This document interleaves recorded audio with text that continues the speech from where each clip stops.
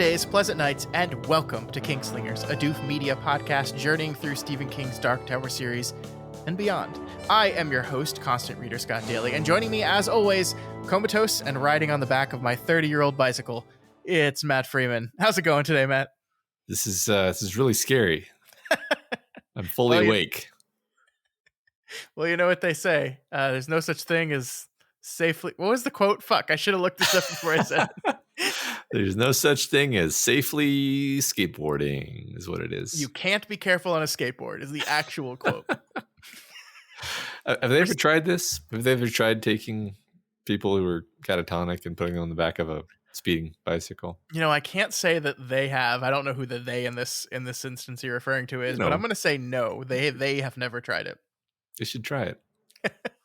This week, our 19-part coverage of Stephen King's It continues with part 15, covering chapters 22 all the way through the end of the book. We've done it, Matt. We've finally reached the end of our 1,150-page marathon session. It's been 15 episodes. That's 3 months and a little and some more since we took a break in the middle there. But we're here. We're at the end, Matt. What did you think of this week's reading? Oh, it was a really great ending to a novel, and and I mean that in basically every way that you can mean that. And you know, I think you and I have sort of, at least between the two of us, don't believe the meme of Stephen King isn't good at endings. I'm just like, you're wrong. But this is, like, to me, the crowning achievement of an ending where it's everything you want in an ending. Really, it's got just excellent concluding beats for everything. It's very satisfying in every way that you want it to be, and kind of even the ways in which it's like not satisfying are the ways in which it means to be not satisfying. Where it's like, well, not everything always works out the way you want it to, and that's the nature of an ending sometimes. So yeah, you have no idea how happy it makes me to hear that from you, because I completely agree. I think this is one of my favorite endings of a book ever.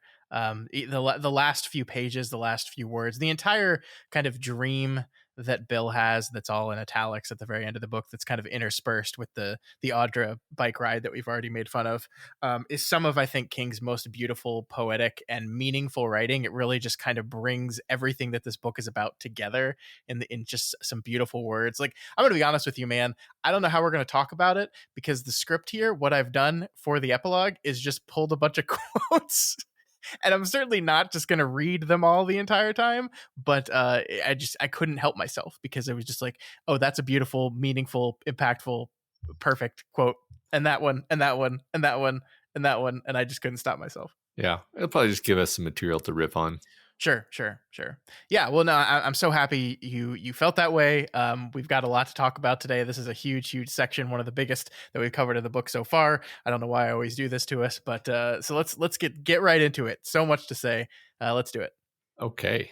Unfortunately, we also have pegged this episode as an episode where we have to make some pretty big announcements. So before we can get right into it, we do have just a couple things we wanted to talk to y'all about. The first one, the big one, is we are kind of officially, formally announcing our Kingslingers live recording episode that is going to take place in Bangor, Maine on the 15th of June, 2024. We have talked to you folks about this before, because we had that whole interest survey we did a month or so ago, and we took all that data. It allowed us to really cement our plans, and it's happening, Matt. It's officially happening. Anything else you wanted to say about that? We've got some dates and stuff we need to share, but I thought I'd let you talk first a little bit. Oh, just that I'm really excited about this. It's not just going to be the live podcast reporting, but there are other surrounding events going to be happening in Bangor, Maine. I'm going to say Derry at least one time in this conversation. I'm going to call it Derry, and, Sure. and that's going to continue to be a problem. But yeah, no, go ahead, Scott. Hit us with those details. Yeah, so I think the first thing we should say is this whole thing is being sponsored by SK Tours, which is the big Stephen King tour company that operates out of Bangor. They are sponsoring some of our tours, so they are really helping us out here, allowing us to have some private tours that people are going to be able to buy tickets for, and that we're so jazzed about that. It's going to be really cool. The entire thing, all the money we make from this through ticket sales and everything, is going to be going directly toward the Bangor Public Library. So it is a fundraising event as well as just an excuse for us to get together and hang out and visit Bangor, Maine. We're going to have a website up with the details of everything and a ticketing website. That all is kind of still TBD. The one thing we finally get to announce here today is that we are going to have a special guest at the live event itself, which will be occurring that Saturday, the 15th. And we're actually going to have Robin Firth, the writer of the Dark Tower Concordance, basically the Dark Tower Bible, and she also has written on the Dark Tower comics and also has been a research assistant to Stephen King for years and years and years. She is going to be there, so we're going to get to talk to her. We're going to get to really nerd out about the Dark Tower with one of the foremost Dark Tower experts in the world. I think second only to King himself, and arguably more knowledgeable than King himself. Yeah, in a certain sense, yes, I think that's accurate. So yeah, I'm just thrilled about this. Yeah. It's something we've been talking about, finalizing details on for a few weeks here, and it looks like the response is going to be pretty good from y'all out there. So I guess keep paying attention as we release more info, and we'll be sure to let you know when the time arrives to buy tickets and secure your spot. Yeah, we can already, I think, announce. I think we've decided just this evening on the date, the ticket sales. The 16th of November is when tickets will go on sale. Like Matt said, we're still working on getting all the websites and everything up as we speak. But that's the date we've kind of set for ticket sales. We're also doing a thing where our patrons at patreon.com/doofmedia are going to get like a 48-hour head start on that. We're going to send them a link and a code to buy tickets 48 hours before they'll open to the rest of our listeners. So if you're a patron right now, good news, you'll get a jump on them. And that's the thing I think we want to be clear here at the front. There are going to be several packages. We have some packages where you get to go on a private tour with Matt and I, some packages where you just get to go on a private tour with other members of the community, and then some packages that are just you go to the live event itself. Those higher ones, the ones where you're with us, are by necessity basically very limited. There's only a certain number of seats on buses, and there's nothing really we can do about that. So all that to be said, if you want to, if that's the part you're definitely the most interested in, you want to get a head start on those as much as possible. But like Matt said, we're working on setting up a page on our website right now that'll have all the details of this and a link to the ticketing website, which will not open until tickets are formally open. But we just wanted to give you all a head start right now, and we were so excited to announce that Robin's going to be able to come, because we got to speak with her a few weeks ago and kind of work through what our plans were, and she was so excited to be a part of it. And it's just we're so, this is bigger than we would ever hope it would be, and we are just so freaking jazzed about it.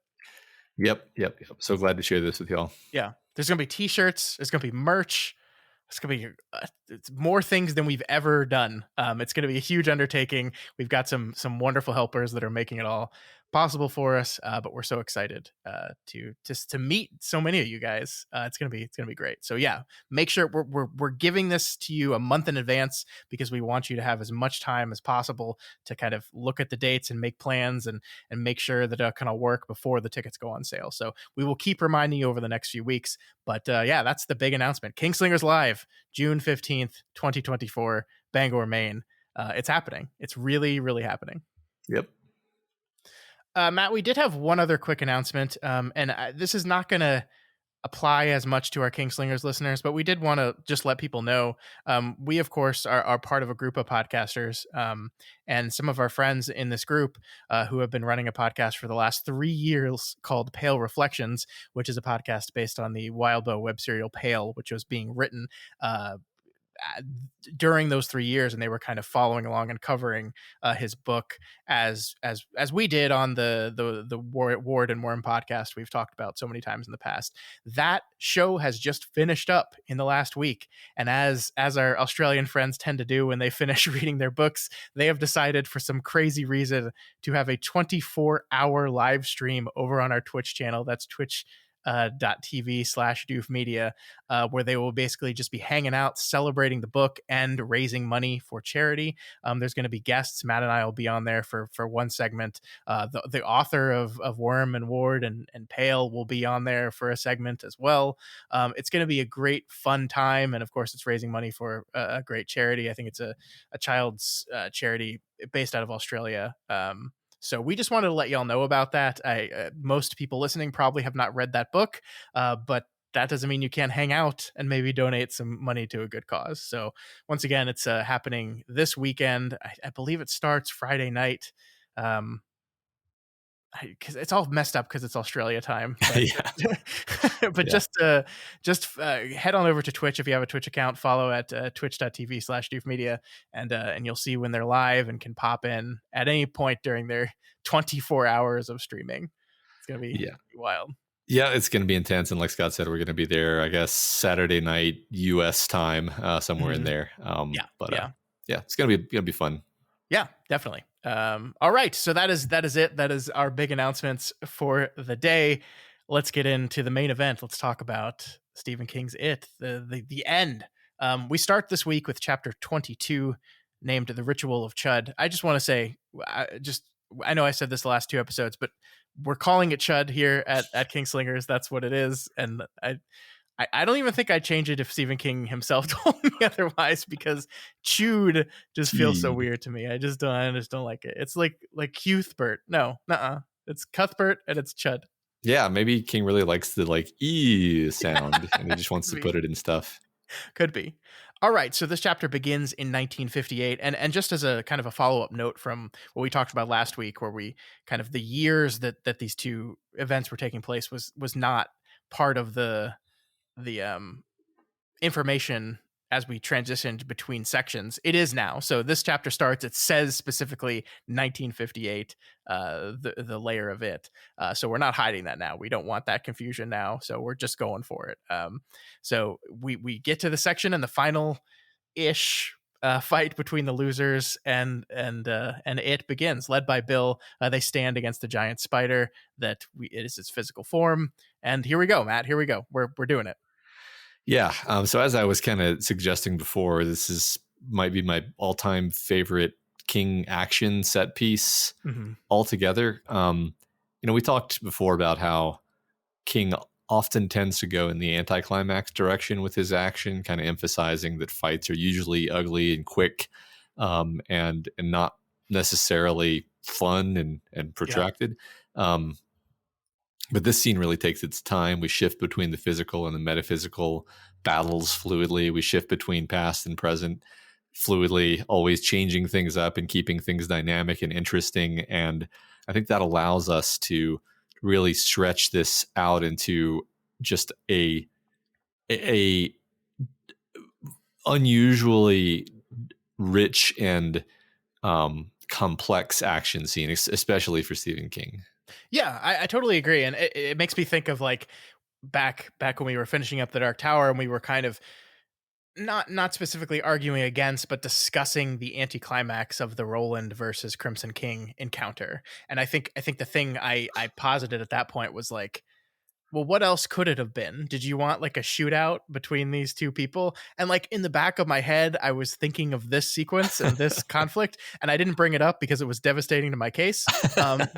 But I mean, this is an argument in that direction, right? Where you could have made that encounter not as much of a physical standoff, but a much more mental struggle between these 2 characters. And I think you're absolutely right that this is one of the best examples of that. And it is King not going for anticlimax. It is King going for true, just climactic action, and it works perfectly. Yep. So the rest of the losers back Bill up, and I love this moment actually, where Ben kind of looks at the spider and sees what's behind the spider and almost falters. It even says here his courage faltered, but it was Bev who had asked him, Bev, and he loved her. And so because of Bev's love is what causes him to kind of join hands with the rest of them and step up and fight alongside the rest of the losers. I just we're hitting that beat once again, that it is the things that bind these kids together. Yeah, I mean, I love the consistency of this drum beat, that it's their humanity and their love for each other that gives them the power to confront the evil, in a metaphysical sense, but also in a very practical sense, where it's like, yeah, Ben is not going to falter because he loves Bev, and Yeah. it's very relatable. It's understandable. It's something we can all relate to. Yeah. The cynic in me is like, yes, the powers that be, you know, brought them all together and then created these interpersonal relationship between between the seven of them to motivate them in all different ways, because like, Eddie is kind of always motivated by Bill being in danger, right? Like he's anytime Bill is in danger, Eddie manages to get over his shit almost immediately, right? Yeah, And Ben's not quite that same way, and he needs some other motivation. So he that's what Bev is here for, to push it. Like, that's a cynic in me, but the lover of this whole thing in me is like, no, this is just, isn't it awesome how the magic of childhood and the magic of these relationships just make, yeah. we said it before, just make these kids the best possible version of themselves. Yeah, yeah, I mean, my response to that is like, well, yeah, I mean, there's kind of no end to being cynical, where you can be like, well, you only love your child because they were genetically your offspring, and like, I mean, I guess, but that doesn't, like, I don't care. Like, that doesn't make me, you saying that doesn't make me love them any less. And so in a Sure. sense, it's like, it doesn't matter. It wouldn't really matter, even if the turtle were to like intrude on the story and be like, yes, I tricked you all into loving each other. It's like, well, Hmm. but now we love each other, and Yeah, that's, but yeah, yeah. no, you're right, it doesn't matter if it's a trick or not. I feel it. So yeah. Yeah.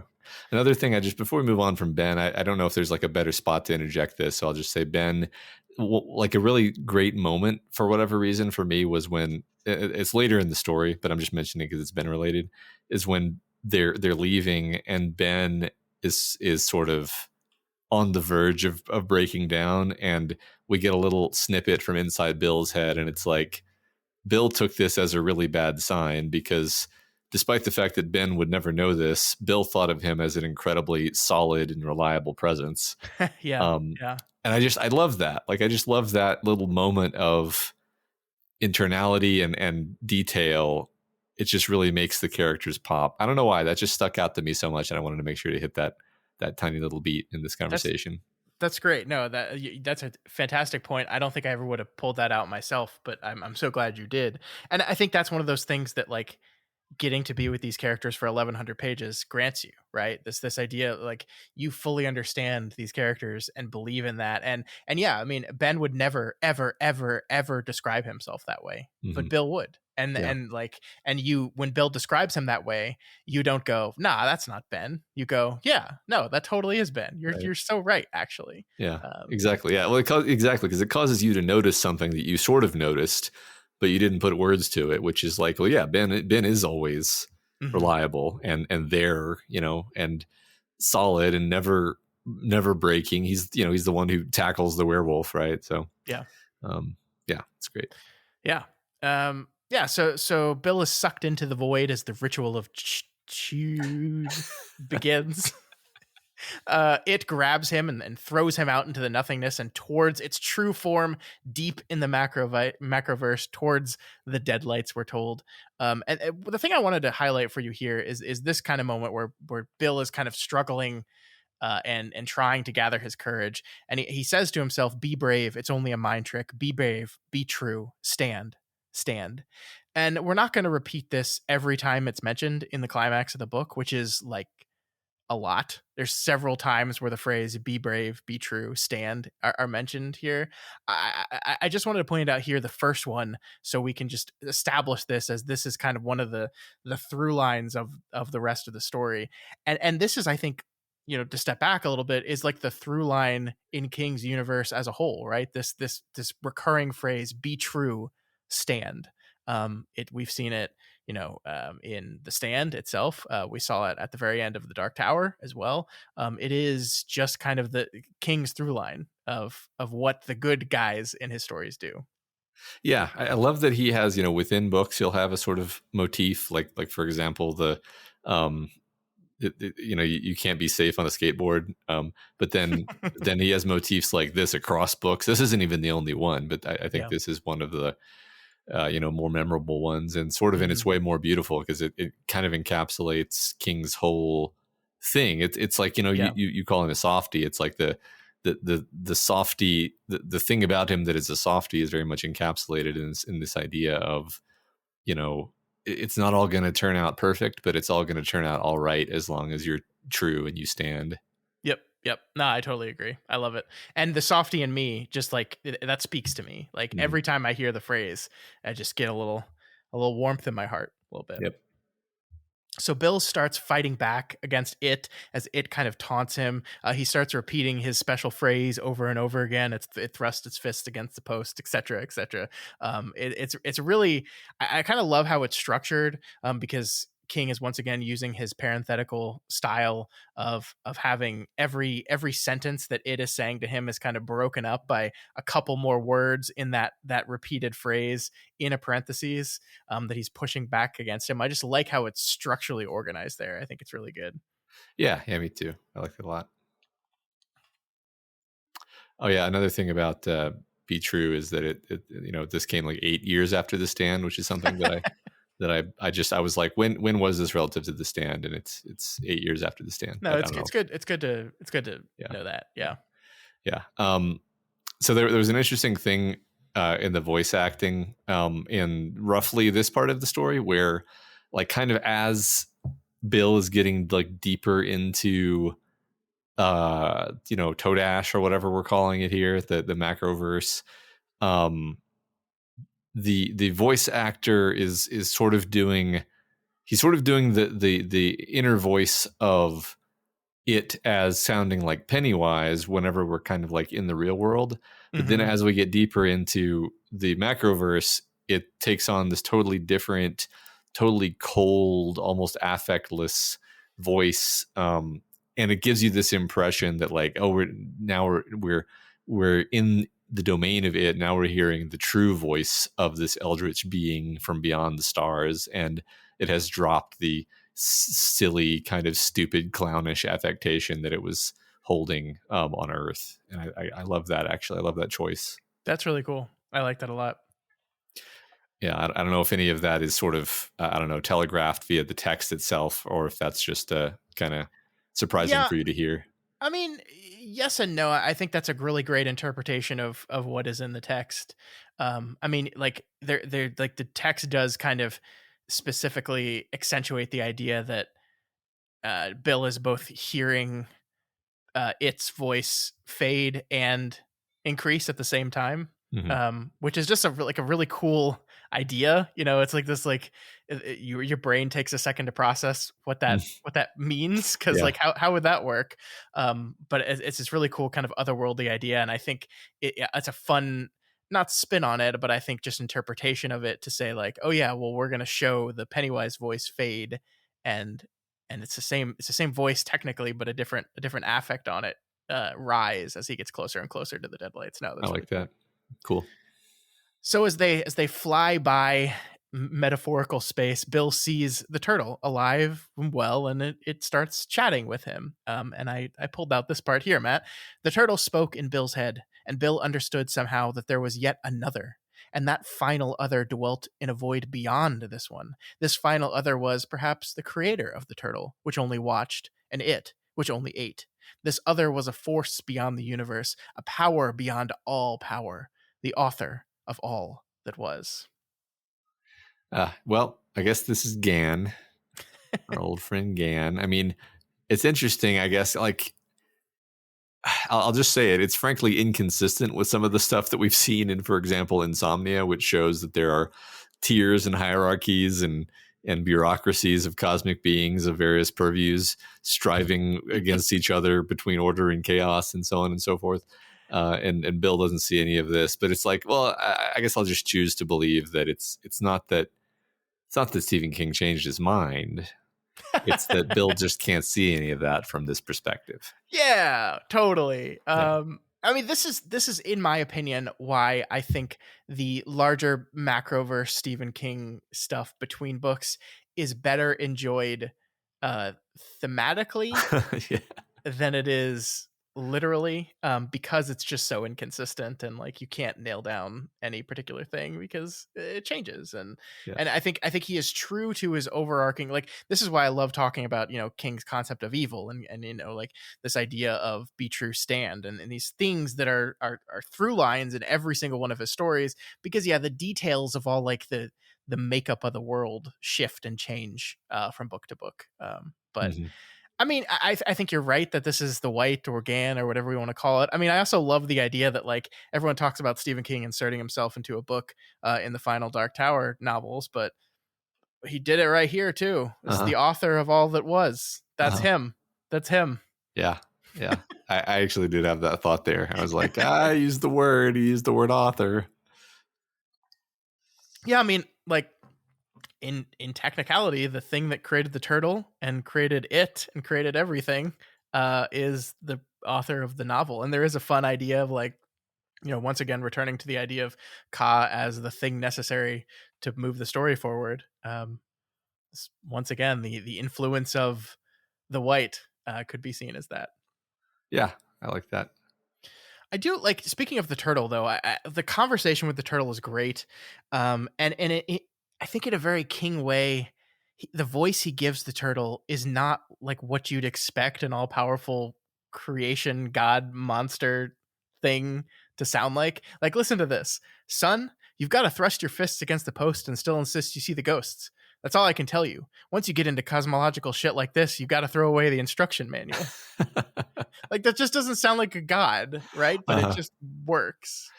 Yeah, I mean, it's almost like laughing Buddha-esque Mm-hmm. in its or sort of like a Zen koan, one of those Zen parables where you're like, we have to reject the rational here. You have to embrace the super rational or whatever you want to call it to find the answer. There's nothing I can say that will explain this to you. Mm-hmm.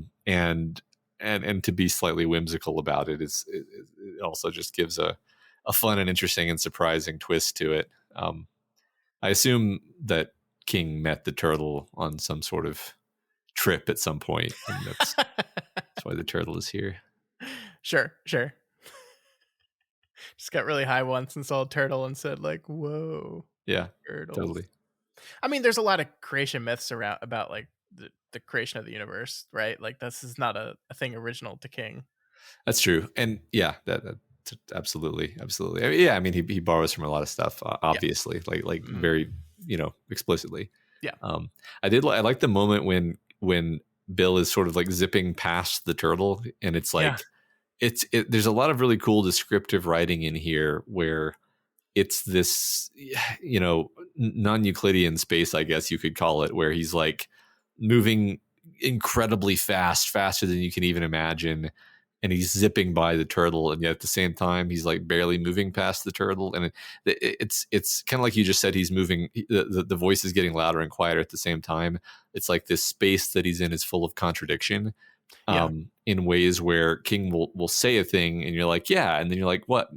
No, that's impossible. But somehow it went into your ears / eyes, and you just kind of made that make sense in your imagination, Yeah. which I think is cool because it's like I didn't even know I could imagine what that would look like, but apparently I can. I think it's because he still commits to giving it geography. Like, Mm-hmm. there's still like, this is all in minds, right? Like, this is Mm-hmm. all like no one's actually moving anywhere, but Mm-hmm. like just by having people move through space and move past landmarks, being the turtle, and towards this wall that is the separation between the void and the deadlights themselves. Like, you can feel that there's space still, and so you like, it allows you to visualize the stuff in a way that you normally wouldn't be able to. Mm-hmm. I think it works really well. Yeah, me too. Bill bit in, not with his teeth, but with teeth in his mind. dropping his voice a full register, making it not his own, making it, in fact, his father's voice, although Bill would go to his grave not knowing this. Some secrets are never known, and it is probably better so. Drawing in a great breath, he cried. He thrust his fists against the post and still insists he sees the ghost. Now let me go. Um, just wanted to pull that for a couple reasons. It's a great climactic moment, but also we got to talk about this voice that he did. Yeah, yeah. I mean, I love the visceral feeling of biting with his mind. That's just, again, like I think along the lines of what you just said about orienting things in a geography. There's something tactile about a lot of what's happening here. Like it's not like, for example, not like Bill is just moving through space. He's like skating on like a surface, and that makes it very physical. And now he's biting with his mind, and it's not just oriented toward space and geography. It's oriented around sensation and physicality. Even though there are contradictions, there's still enough there for you to kind of grab onto and structure some kind of sensible picture around. Yeah, I mean, just the idea that the ritual is created around this biting of tongues idea, which is something that, like, when you close your eyes and try to visualize, it doesn't make any fucking sense actually. Yeah. But then when you extend it to it's more like a mental version of that, and yet it still anchors it in something physical. It's kind of one of those things that I don't know how it works. Yeah. But yet it does. It works really well. I mean, something is created in my mind when I read these words, and that's all that really matters, I guess. Yep. So yeah, you want to talk about the voice. I want to talk about the voice, but I don't really know. Like, what do you think is the meaning of this being his father's voice? Yeah, it's a really interesting question, because it's not just that it's his father's voice, but that the text kind of accentuates the idea that he doesn't know that and will never know that, and maybe that's a good thing, actually.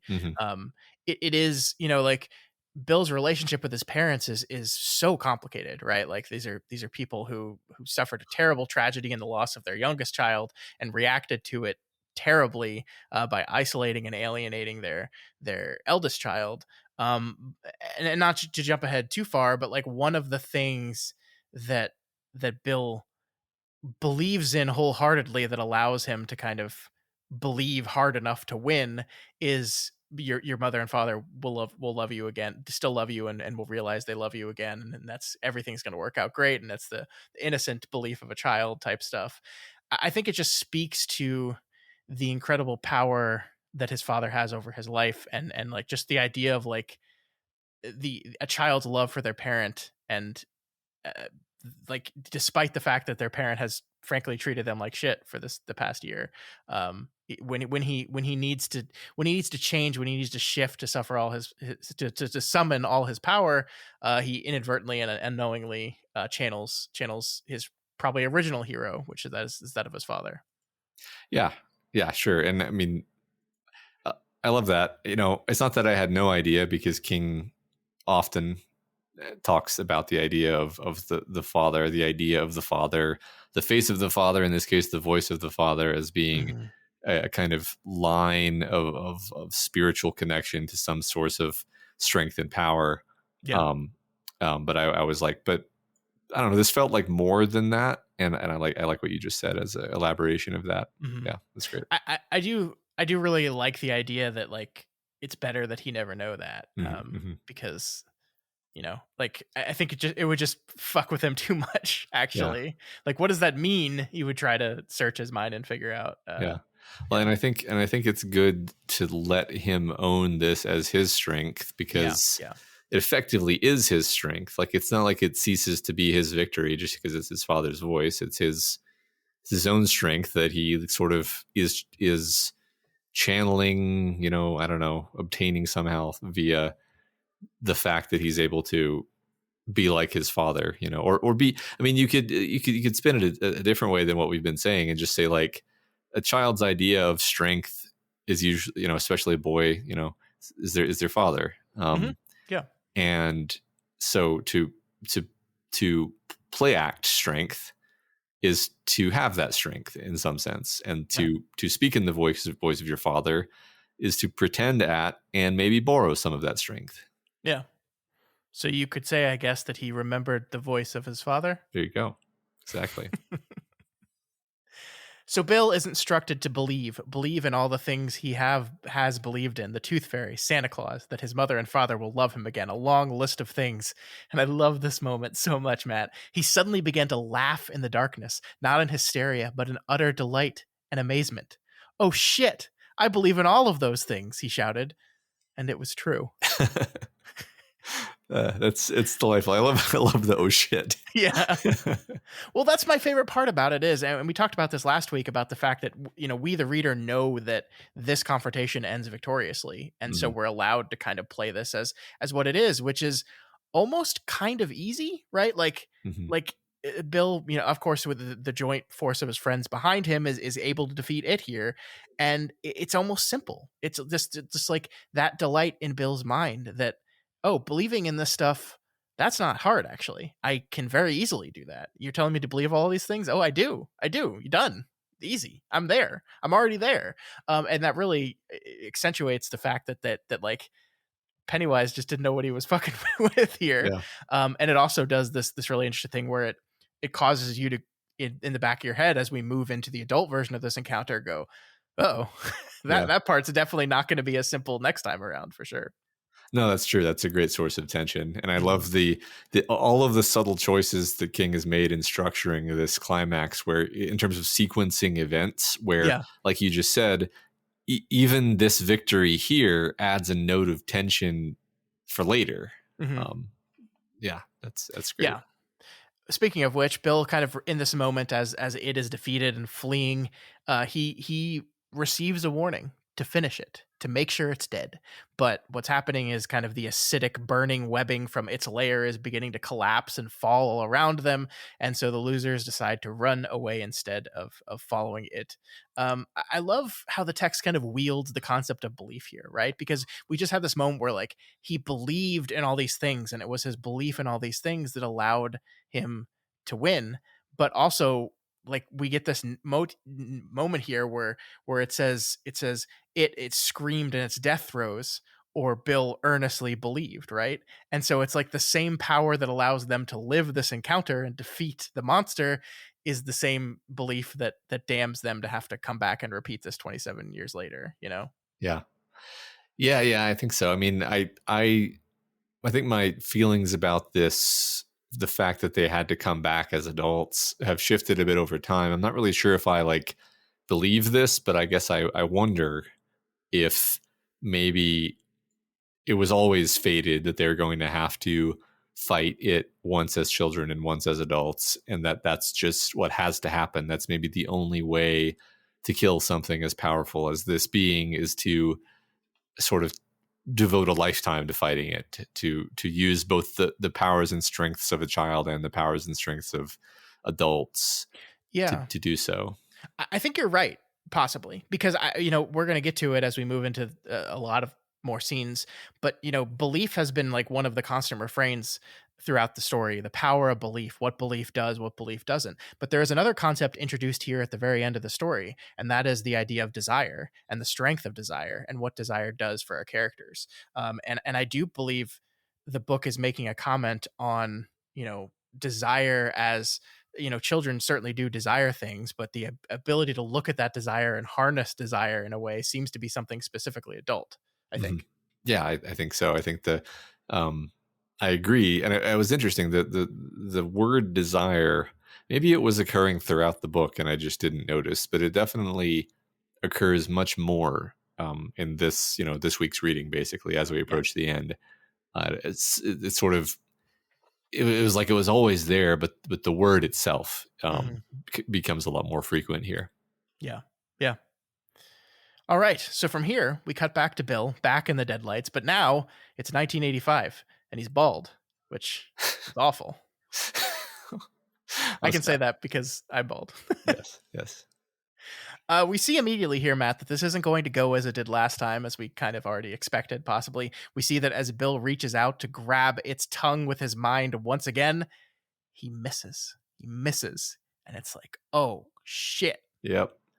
But Bill is not alone. And even as he screams about the turtle being dead and his eyes begin to bleed, Richie charges forward, wielding his Irish accent as the weapon it is, and succeeds where Big Bill fails. it wasn't expecting to encounter Richie, and so he is able to, while it's distracted, grab hold of that tongue, and away we go. Yep. Away we go again. So this time in the void, we have not just Big Bill, but Big Bill and his buddy Richie.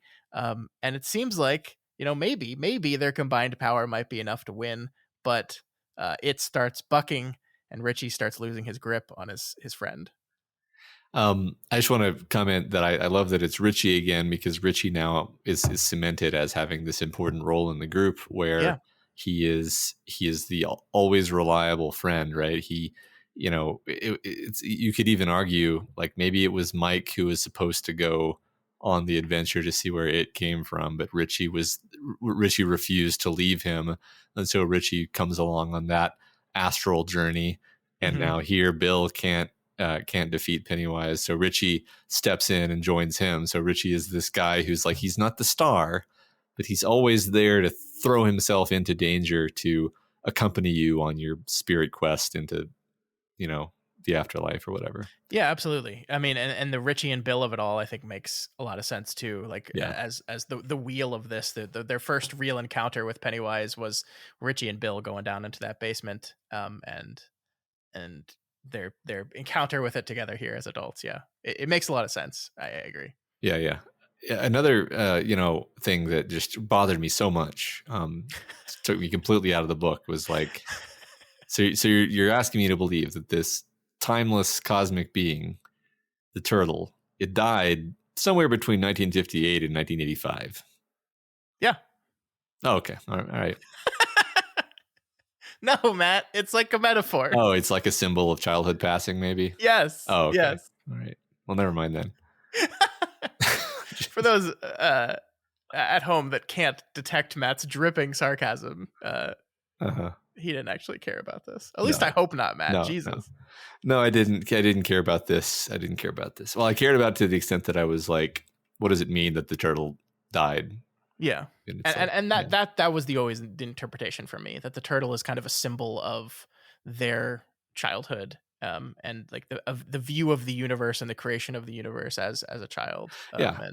And they don't have that protection. They don't have that with them this time. Yeah, I mean the turtle is a, cosmic thing. So it's like, does every child, is the turtle alive for all children and dead for all adults, and that's just how it is, Yeah, maybe. I don't know. Yeah, exactly. It's like I don't know, maybe, sure. Yeah. It's a cool idea. So Richie and Bill are in trouble, Matt, but that's okay, because there's more losers here. And here comes Eddie. Eddie doesn't challenge it mentally like the other two did, but he still rushes forward. And importantly, I think, pushing the voice of his mother away from him for the last time. He draws out his inhaler, summons all the belief in the medicine he had as a child, and buries it into its spider mouth, firing. It works, but Eddie's arm is ripped off in the process. And we get this moment. Richie, he whispered. What? Richie was down on his hands and knees, staring at him desperately. Don't call me Eds, he said, and smiled. He raised his left hand slowly and touched Richie's cheek. Richie was crying. You know I... Eddie closed his eyes, thinking how to finish, and while he was still thinking it over, he died. I can't believe you didn't predict, Matt, that the one named Eddie was going to be the one that dies. Eddie always dies, Matt. Eddie always dies. Yeah, I guess that's true. It was right there the whole time. Mm-hmm. Part of me did feel like Eddie was going to die, but I didn't want him to. Yeah. So I decided to simply will it to not be true and say that Bill was going to die instead. Mm-hmm. Just to, you were going to be nice and not bring this up, but I'll just go ahead and say that I predicted that Bill was going to die. And I think I then went on to say, I think, let's set aside whether it's Bill. I think one person is going to die, and then possibly two, but probably not three. And it ended up just being one, like I said. So I get like a, I don't know, like a B, I guess. We were actually scoring this. Yes, I would happily give you a B+. Okay, thank you. Yeah. Yeah. But Eddie's death, I think, it's certainly sad. I really love, we talked about the friendship between Eddie and Richie here. Last week I was being mean to you and reminding you of their close friendship, because I knew this exact moment was coming. I think it's beautiful. It's tragic. But Eddie, like I love that King kind of brings Eddie full circle. That like the last thing he does before he confronts it is once again have to push away the voice of his mother, the Yeah. voice of this woman who kind of ruled his life and forced him to make these decisions and dominated his mind even into his adult life. And he is able to defeat her uh, while defeating it. I think there's just something so poetic to that, and I love it. I love it. Yeah, me too. There's an interesting, I don't know, something here about the idea that Bill channels his father's voice, and Eddie has to push away his mother's voice. Yeah. I don't know exactly. I mean, obviously, just the fact that your parents are these incredibly important figures when you're a child, one way or the other. So, Yep. um, yeah, I mean, it's interesting. I mean, Eddie. I guess one just superficial thing to point out here is that Eddie, the first murder that it carries out in the story is ripping off um, the Bill's brother's arm, and Yeah. then here the last murder he carries out is ripping off Eddie's arm, and there's a kind of symmetry to that. I don't know that it's you know meaningful other than just it is the sort it is a sort of literary touch though. So yeah, why not Yeah. just point it out? Well, I think Arms and Eddie is like been a frequent beat too, right? This Mm-hmm. guy's just can't. He got one arm broken when he was a kid. It got re-broken as an adult, and then Mm-hmm. presumably the non-broken one is the one that just got ripped off because it was the one Mm-hmm. holding the inhaler. Yeah. So yeah, just Eddie and Arms, just not a good time.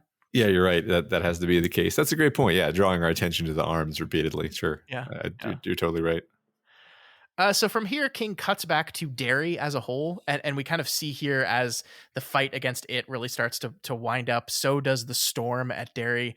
We see the Derry itself begins to explode. I think in this first segment, it's just lightning starting to strike like the steeple and blowing things up, and it's going to escalate and escalate and escalate until it gets to basically the entirety of downtown Derry collapsing at the moment of its death here in a sec. But we do cut kind of like back and forth between these, seeing what's happening in Derry segments as our losers carry the fight on. Yeah, I enjoy this. I enjoy this, new idea that we're bringing into the story. It's really fun to watch King's fantasy of the annihilation of his childhood hometown. Yeah. Um, Yeah. He does like really blow the shit out of it. uh-huh. It's like this fucking Paul Bunyan Yeah, statue. We're going down. yeah, he's getting his Yeah. revenge. Yeah. It's very satisfying. Mm-hmm. Mm-hmm. So we cut back with the loser kids. They are fleeing from its lair. They are under the city and they are lost. For some reason, Eddie just can't figure out which way to go. And we're told here this is for a very specific reason. Perhaps it was the very simplicity of the idea that made it elusive. They were falling away from each other. The bond that had held them all summer long was dissolving.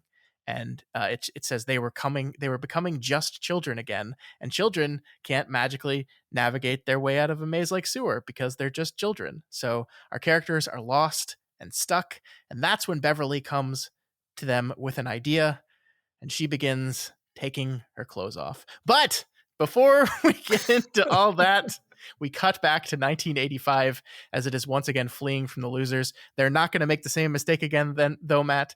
Beverly stays behind with the dead/dying Eddie, and the other three run on. Bill almost stays back as he sees the comatose Audra starting to kind of fall from the webbing that she was placed up in its lair, but he is urged forward anyway. Yeah, even at this point, I still thought that more of our characters could die. Sure. Yeah. King had made me, successfully feel the direness and darkness of the situation, and I was like, yeah, they still have another fight, ahead of them. So Yeah. I was by no means sure that like, oh, they've won, it's all over here. Yeah, I mean, there definitely is that moment too, where like we cut briefly to the mind of it, right? And as it's running and running and running, and then it's like, oh, I guess I have to turn and make my final stand. Yeah. And you're just like, oh no, oh Yeah. no. Right. Well, and the thing is, it's like it's still a giant spider.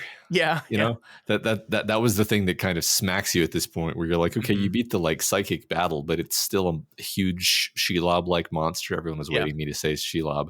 For me, I think I you was said like, it last week, didn't you? I think I may have obliquely hinted at it, but for me, it was just like, yeah, I've pointed out this connection before. I'm pretty sure. So just to Uh-huh. say it again, it's Shelob. Everyone. Yep. He loves King loves confronting spiders and their He does. giant spiders in their dark warrens. Yeah, yeah.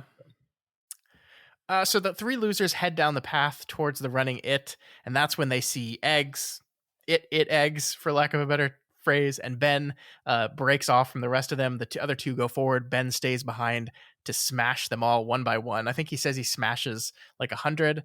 Can I just say, I appreciate so much that the ending of this book didn't like cut back to the sewer, Uh-huh. and it's like, oh no, Yeah. he missed Right. one. Wouldn't you just be like, oh, okay, what was the point of Yeah. everything then? Yeah. Like, I understand having like the threat of it being pregnant and it possibly creating more of itself and the terror that brings, but like, I don't know, you need to conclude this, and Ben kind of having to be the one to smash all these eggs while the other two run on just works for me. Yeah. Yeah. I feel like the only reason you're even saying this is because one of the miniseries or movies that we're about to watch must have done something this stupid. Um, just gonna Just put that gonna out there into the gonna world. drink this coffee. Yeah. Okay. Yeah. All right. Um, I'm gonna be honest. I actually don't remember. To be entirely honest with you. but that that seems like such a thing that like that a TV thing would do, to be Sure. like, Yeah. gotta leave you with the stinger. Yep. So, Yep. yeah. All right. So from here we cut to the elderly Bev as she sits with Eddie, and she's just sitting there thinking. She's remembering that she was Bill's first love, that she was all of their first loves. And we get to finally see here, Matt, that the birds that every time she tried to think back to this moment kind of filled her brain, were a thing that in these moments she focused on to avoid the shame she felt from her father. She thought about birds instead. And that moves us into the scene. But actually, before we move on to the scene, Matt, I just want to ask you something Uh-huh. about kind of Bev's involvement in the older losers fight, because I guess in this book that I deeply love, it did bother me that I think Bev plays a pretty pivotal role with them as children, but she really doesn't do anything here. Mm-hmm. She's just kind of forced to sit back, and she just, like, Eddie's dead, and she just kind of holds his head in her lap and thinks, and transitions us back to the thing that she did when she was a child.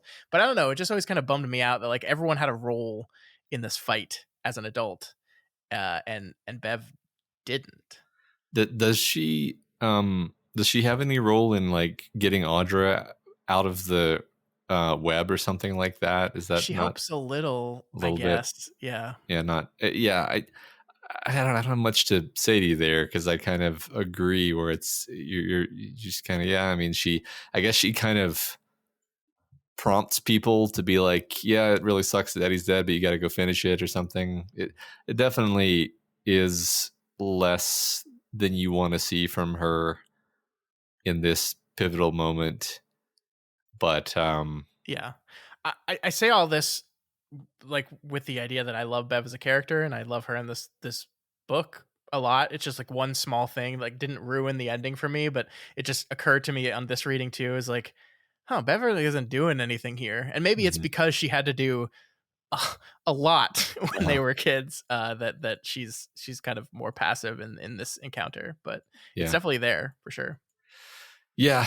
Um, I think maybe one thing we could say is just like her role is different than theirs. Sure. And Yeah. you know, she's not supposed to do that stuff. I don't know. I don't know. Yeah. I don't know. All right, Matt. I've delayed it long enough. Let's get into it. And here's the honest truth, Matt. I actually don't want to spend too much time on the scene. I don't. I think we have to talk about it. Obviously, we'll talk about it.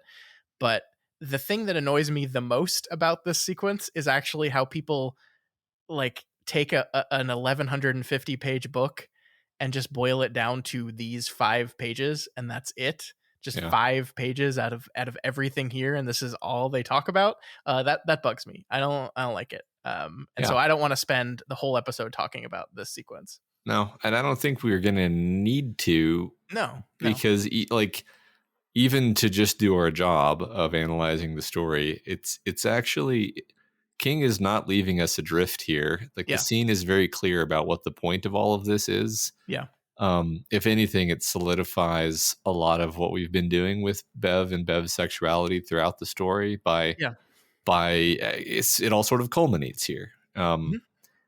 And you're like, oh, okay, I get it. You know, Yeah, it's about the transition between childhood and adulthood and how sexuality is part of that. It's mhm. about Bev actually taking control of that process in a very Exactly. proactive way, that, you know, instead of letting it happen to her and letting the fear of it drive her, which has been essentially what's been happening throughout the whole child section, even the adult Yeah. section. You could argue in a way, Oh, she 100%. is Yeah, yeah, she is in the driver's seat here, and it's a really, I don't know, like, it's a great scene from a literary point of view.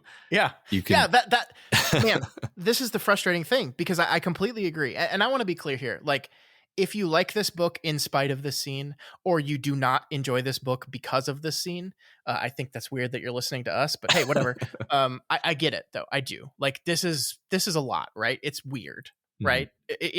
In many ways, it's weird when you remove it from its context, and it's not my job to like tell you you're wrong for the way you feel about it, right? Like, that's not our job. We're here to say what we think it means in the story, and why we think it's good if we think it's good.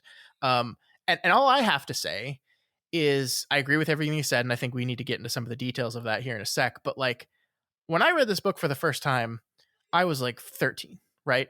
And so the weirdness of children having sex was not a thing I was thinking about, right? I was fascinated by the scene. I was intrigued by the scene, but I wasn't like, ew, kids doing it. Weird, Yeah. right? And as a 38-year-old man, like, I don't like want 11-year-old children to have sex. I'm not like, yeah, they should do that. But I do also think children think about sex a lot more than we adults want to believe they do, even children at this age.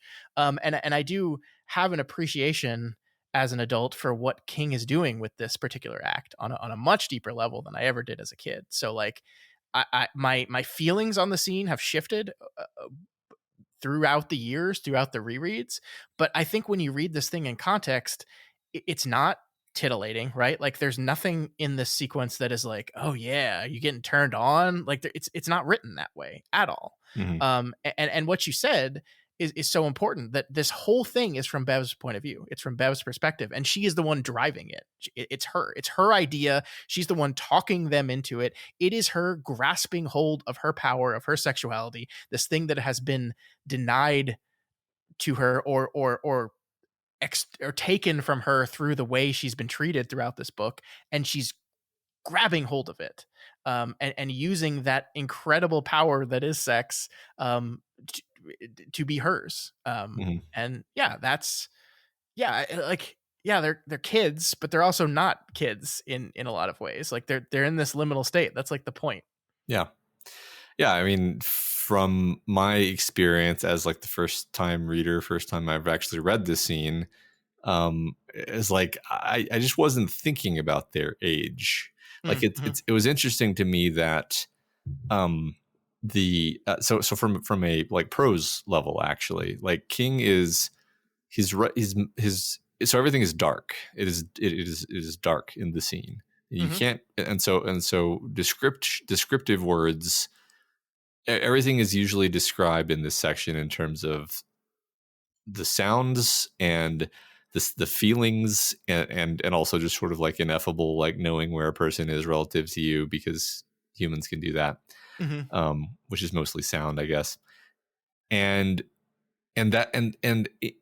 as King was sort of painting this mental picture for me, using all the tools of writing, and choosing to not use the sense of vision, I just kind of found that I'd stopped I stopped visualizing it the way that I would normally visualize when reading.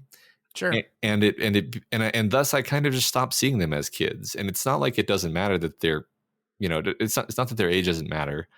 It's that the image of what's happening was totally different than what I expected. Yeah. Because when you hear about this scene secondhand, you have a very specific mental image, Yeah. which was not at all what was going through my head while the scene was going on. It was totally different. Yeah. I actually think this is part of what King is doing with this kind of constant flip back and forth between the adult version and the kid version of the Losers, right? Mhm, mhm. Where you flip back and forth so many times so rapidly that your mind's vision of who they are starts to blend into a thing that is neither adult nor child and is just Bev and Yeah, Bill, and yeah. like it's a really interesting thing that he does here, and I think that's very intentional as for this too. And like no spoilers, Matt, but they do not bring this scene into any of the adaptations, and that's because of course they couldn't ever Mhm. do that, right? Of course not. This is one of those things that I think works only in the medium it exists in and nowhere else. Like I don't think you could do something like this anywhere else. And I mean, arguably, you wouldn't do something like this in 2023 anyway. Like I don't think if King wrote this book now, he would write it the same way. But yeah, I mean, I just it's so like I feel like the discussions around this thing are like every month someone who hasn't read it like sees a tweet that says, "Oh, there's a scene in this thing where children have gangbang this girl. Mhm. Um, isn't that creepy and gross?" And they just like go, "Ew, gross," and then they make a post about it, and then like it's just and that's the Yeah, way people talk about it, and that just drives me crazy yeah. because like it's not that I want to like defend the scene, but I just like read the book, and if you Well, still don't like it, I get it, I fine. I think what I think I want to defend literature and the notion of literature, Mm-hmm. which is kind of what I see. It's like, you know how much weird, fucked up stuff is in literature? Yeah, Like this isn't even scratching the surface. sure. And we've gotta be allowed to go to these weird, dark, disturbing places in Yeah. our imaginations, in the safety of our imaginations, because it's not real. It's a Yeah, these book. aren't real people. Yeah, there's And no real people yeah. involved in this at all. Yeah. And explore the feelings and thoughts and ideas that are evoked by that. Yeah. And that's exactly what King does with this. He's taking these very real things that we all relate to about childhood and sort of the really uncomfortable fact of of budding sexuality as you're like an 11-year-old, and like Yeah. it's weird and uncomfortable to think about and reflect on, but Yeah. it's totally there. Like one thing the book plays with here is that Ben is extremely horny. But I mean, it's treated in like a loving, like gentle way, Yeah. but Yeah. it's like, yeah, that's what's happened. That's very realistic. Yeah. Sure. And kind of uncomfortable to kind of think about, but it's like, yeah, Yeah. okay, it's uncomfortable.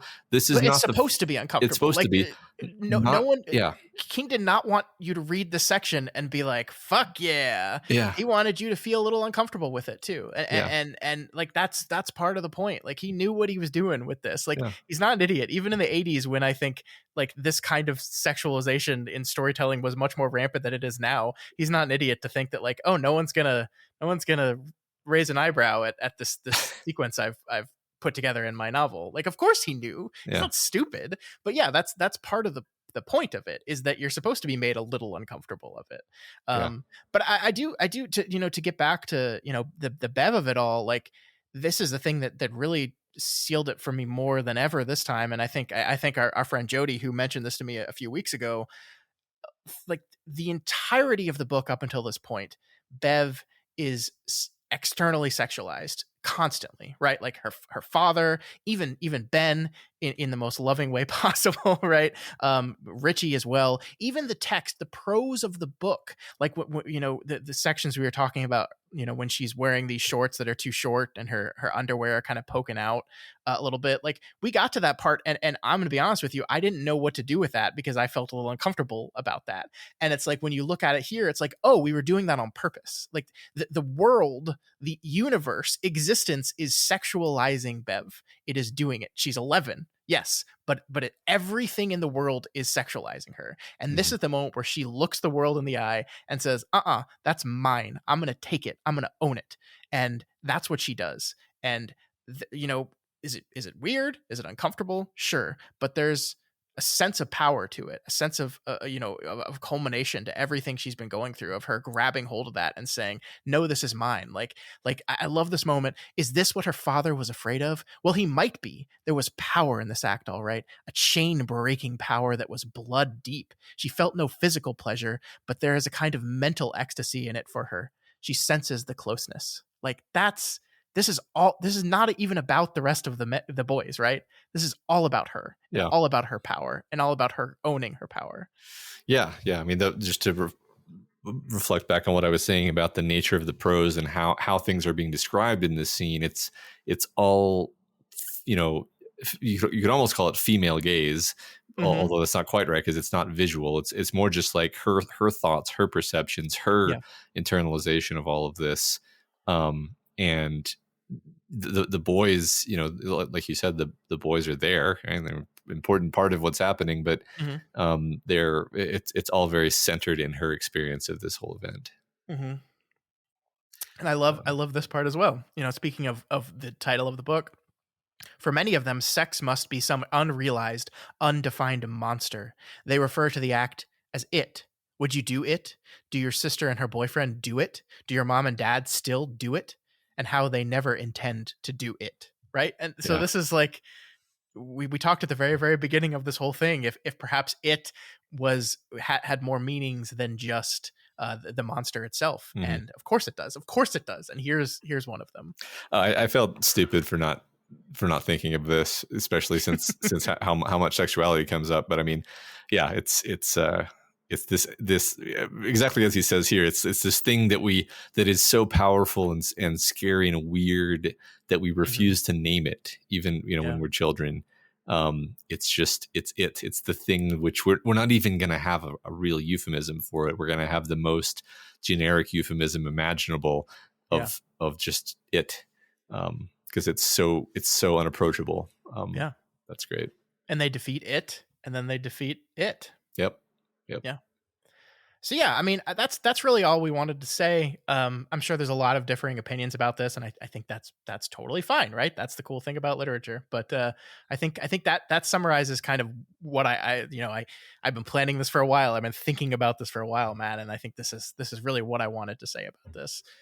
I think the other thing I'll say is just like this is, I think, not the first, but I think one of the first moments that I personally caught the introduction of desire as a motif that's going to finish off this book. Like this section of the novel, like this little mini section of the chapter is titled "Love and Desire," and I think desire is an important part about this, right? Like there is Yeah. power in that desire, um, Yeah. and that is kind of part of the power that allows them to stay together. You know, this idea Hmm. that, I think it's really interesting that like it does, reading it again, it does kind of frame it differently than I had framed it in my mind, because it says, they were falling away from each other, they were becoming children again, and I always saw this as like, oh, the killing of it crossed them into away from children and moved them away from from childhood, and therefore they couldn't access this childhood power that they had, and so the only way they could access power was through something incredibly adult, which is the act of doing it.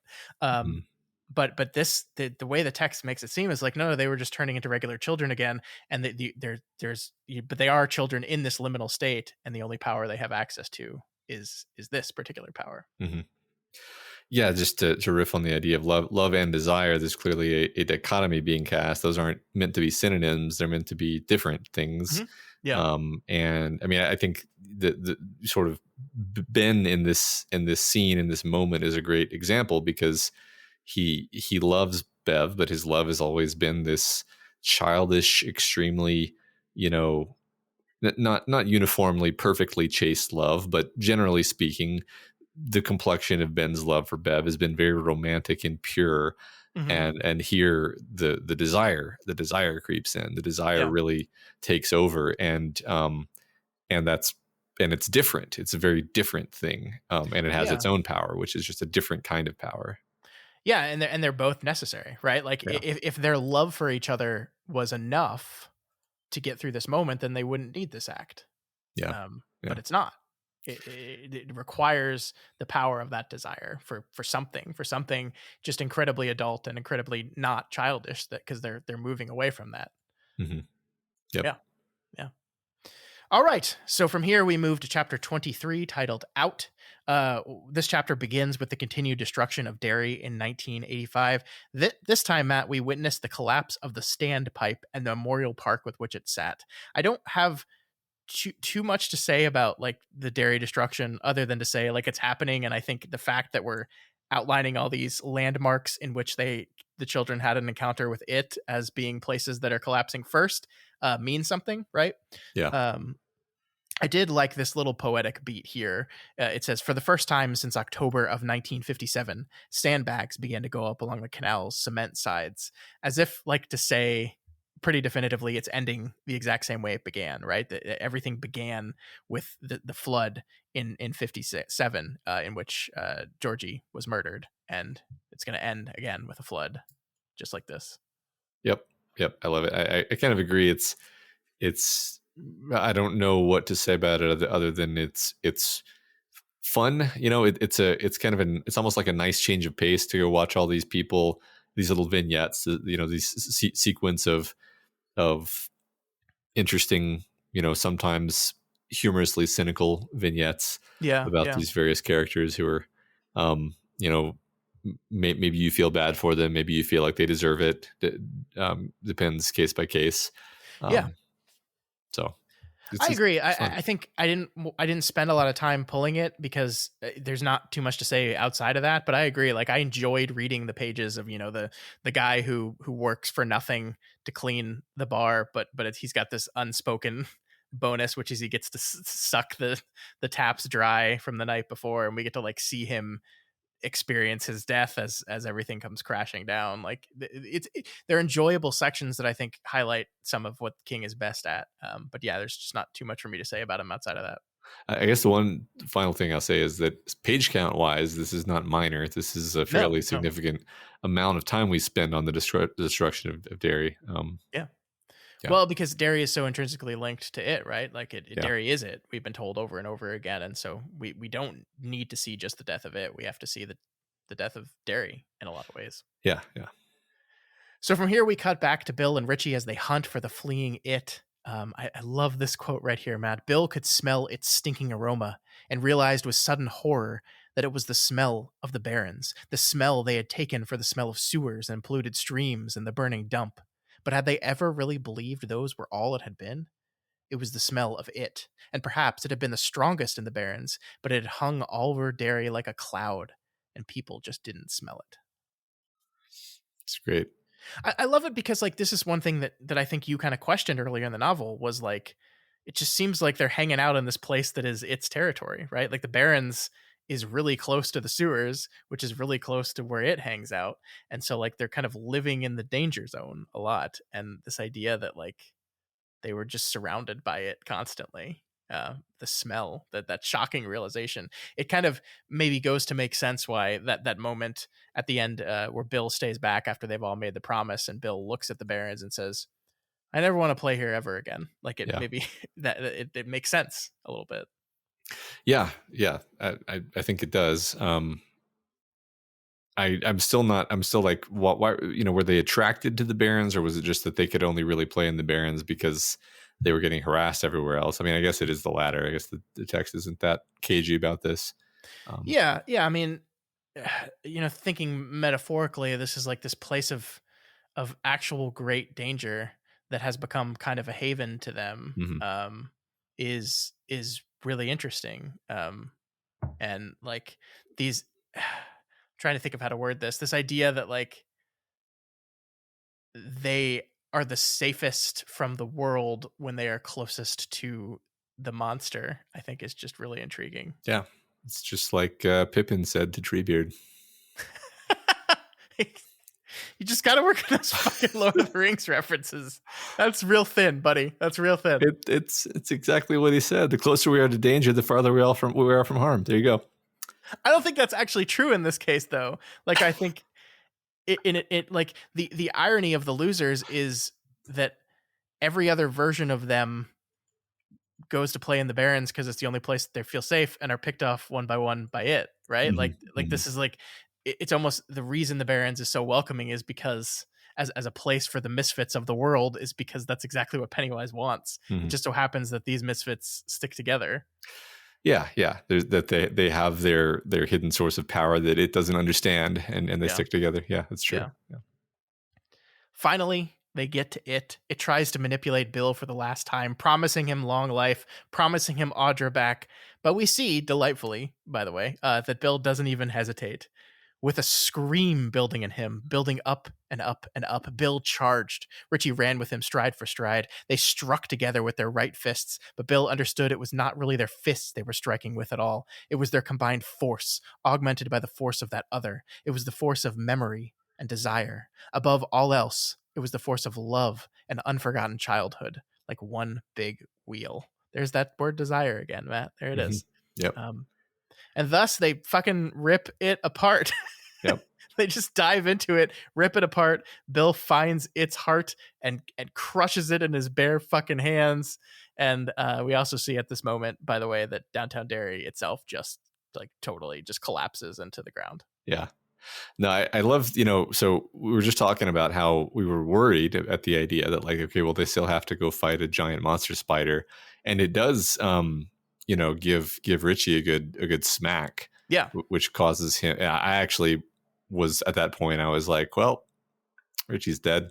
Um, but Bill, I mean, but that's kind of the surprising part is it turns out, this is the one little sliver of anticlimax that we get, although it's very welcome at this point, is like, oh, they don't have to fight a giant monster. It just turns into goo. Like Bill, as soon as Bill touches it, it almost like melts and he just kind Yeah. of is swimming around in spider guts. It's less of a fight and more just like their willingness to stand before it and attack it is all that was needed. And they just, Yeah. like you said, they just rip it apart almost effortlessly. Not quite, because like I said, Richie does get knocked back, but yeah, The they manage force it. of Yeah. the force of memory and desire, the force of love and unforgotten childhood. Yep. Oh, so great. I love So it. great. So Bill manages to find Bev, and the two of them get Richie and head back to Bev. They escape the fairy tale door, dragging Eddie's corpse and Audra out. They can't manage to get both of them and elect to take Audra, the living, with them, and elect to leave Eddie here. And I'm curious, Matt, what you feel about this, because the thing Ben says in this moment is like, "I think we're supposed to do this," and just never felt great about it. I've never felt Uh-huh. great that our boy Eddie doesn't get his proper burial. What do you think? I mean, I agree. I don't feel great about it either. I guess I'll just take the position that we're not meant to. We're not meant to feel Mm, great about it. yeah, yeah, I think one thing I've come to believe about King ending is that sometimes threads are left hanging, and this is inextricable from the organic and deeply felt way that King creates these stories. And like, if all the threads were nicely tied up, then it would feel artificial and strained. Whereas the very unsatisfactoriness of this ending makes it feel more real. yeah, There's a lot that we don't get a follow up on. There's a lot that we don't get closure on in this story. yeah. We leave Eddie's corpse not in its lair, but at the doorstep of its lair. We don't get any follow up with Eddie's wife. There's no denouement saying like, oh, but then she got over it, and it's like, no, zero, none of that. I mean, She married Robert De Niro. she made Robert De Niro. Yeah, Or was it exactly. Pacino? Who was she driving? Was it Pacino? I don't remember. I think it was Pacino, actually. And I mean, just for that matter, parenthetically here, I was so expecting a follow up with Bev and her father, where we saw some resolution to that, and the story is just like, no, you figure it out. Hmm. It's not rocket science. Yeah, I mean the moment in the sewer is kind of Mhm. the which this is one of those weird things that like the whole structure of the book makes a little messy for you, because like the moment of Bev taking her power and taking the like her sexuality is like the culmination of her arc, but then at the same time, like she as a character continued on from that and regressed and obviously like proceeded to live a life in which men abused her and took that power from her, right? Mhm. Like, Yeah. so it's like, yeah, she reached this culmination, and I think through the story, at the end of the story, even adult Bev, like you fully believe she would never let herself get back into that situation again, and it seems like she's going to be with Ben, who of course would never do anything like that to her. But yeah, it's just like it is kind of the weird nature of being like a cyclical structured novel, that her arc culmination technically happened before the present day version of the story even started. Yeah. Yeah. And again, I'm this isn't like a criticism. It's just like it's interesting how we do leave some threads that I was just so sure were going to be resolved left for you to kind of think about and decide, right? It's Yeah. like, well, dear reader, I'm not gonna do all your work for you. You think about what happened to Eddie's wife. You think about how that went. I Yeah. trust you, Yeah. um and again, like, that's just how it goes sometimes in life. You can't always tie up all the loose ends in real life, and King's stories feel very human and real. And sometimes in real life you don't have enough strength to carry your friend's body home, and it sucks. And that is part of the tragedy of all that. That's part of the loss, is that not only did he die, but we couldn't even bring his body out, and that's sad. And it's no way to make it less sad. Yep. So Yep. yeah. No, I agree with you. I agree. I do just think it weird that Ben is just like, oh yeah, no, I think this is definitely, yeah, this is how it was always supposed to Uh-huh. be. Yeah, I mean, part of me, I think even in the moment, I was like, Ben, are you just saying that? Just saying that, yeah, Yeah. yeah. I mean, like, to if we want to try to seek meaning of it, it's like, oh, don't worry, like Eddie is going to be the guard at the door of its lair. But that's not true, really. I mean, it's not true. Sure, I'll sure. take that. All right. So back above, we see that the glass corridor connecting the two halves of the library just spontaneously explodes, Matt. It's not really necessarily related to the collapse of downtown Derry, because both ends of the library itself are fine. This just, but it blows up, and we see it will never be replaced. They will never rebuild a connection between the adult and the child's library. So that's a metaphor, right? Yeah, I don't think that means anything. Yeah, I mean, we'll never. Yeah, it's just kind of an affirmation. We'll never get this connection back. Like, once this has happened, Yeah. and we watch the deterioration. Sort of, I don't know if deterioration is the right word, but we watch them lose their memories yet again, and I think that's meant to tie back to this moment of the bridge breaking. Yeah, no way to travel back and forth between your childhood and your adulthood. So Yep. Yep. it's one way street for all of us, and they were granted a chance to do that once again, but will not ever get that back. Yep. The elder losers manage to get out of the sewers and find Derry collapsing all around them. They pull themselves up, and there's this wonderful moment where people see them get out of the sewers and snap a picture of them. And I love this. A photographer from the Derry News snapped a picture. It appeared in the June 1st edition of the paper, which was printed in Bangor because of water damage to the news's presses. The caption was simple enough and true enough for Bill to cut the picture out and keep it tucked away in his wallet for years to come. Survivors, the caption read. That was all, but that was enough. It's interesting to think about that in the context of Bill forgetting everything. Mm-hmm. And like, did that fade like Mike's numbers in his book fade, or does he just see this clipping in his wallet every so often and not remember any of the details, but just get a good feeling in his heart? Yeah, or maybe he makes up a completely different story about what happened here. Sure. Yeah. Yeah, I don't know. That's an interesting question, and I wonder every time he looks at it, Audra's like, "Who's that in the picture?" Did you sleep with her? Yeah, did you sleep with her, Bill? No. I honestly don't remember, sweetheart. Yeah, I mean, gosh, get out of jail free card right Yeah, there. exactly. You can't prove that I cheated on you because neither of us remember it. Yeah, yeah.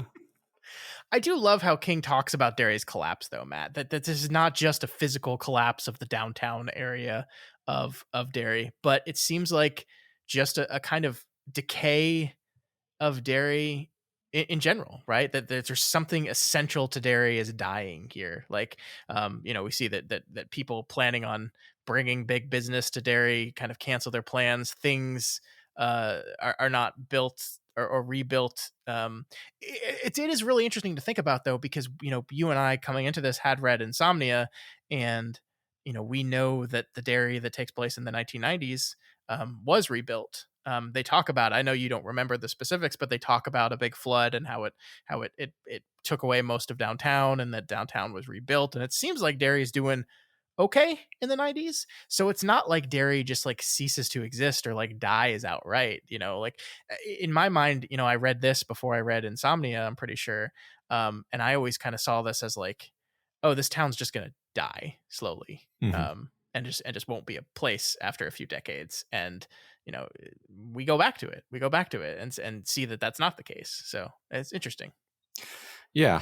I mean, I guess I see it at the metaphorical level as like the structures that define Derry as like an entity of darkness died, but the people were still kind of hanging around, and there were buildings and stuff. So effectively, they built a new city in the place of Derry, which happens to also be called Derry.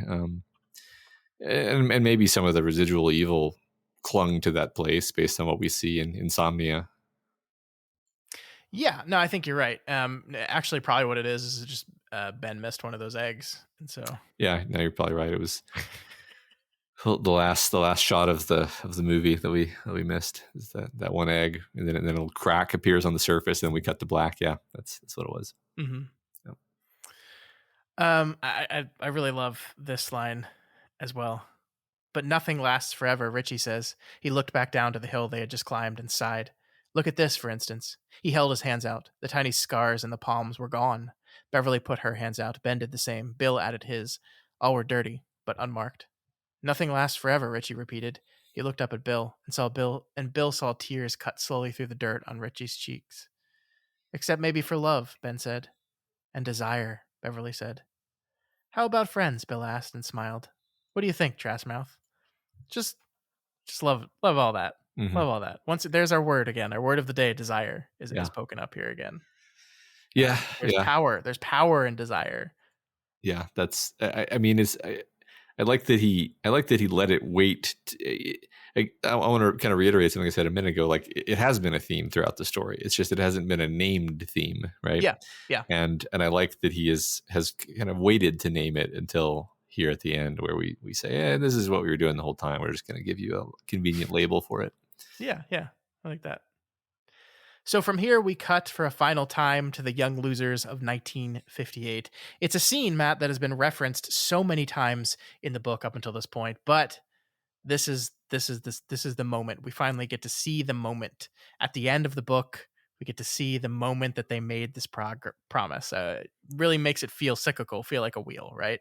Mm-hmm. So we see the moment of the cutting of the hands and the making of the promise, and I really, once again, just find it wonderful and fascinating that Stan is the one that drives this, right? Stan's the one that sees the bottle. Stan's the one that smashes the bottle and gets the piece of glass and hands the glass to Bill.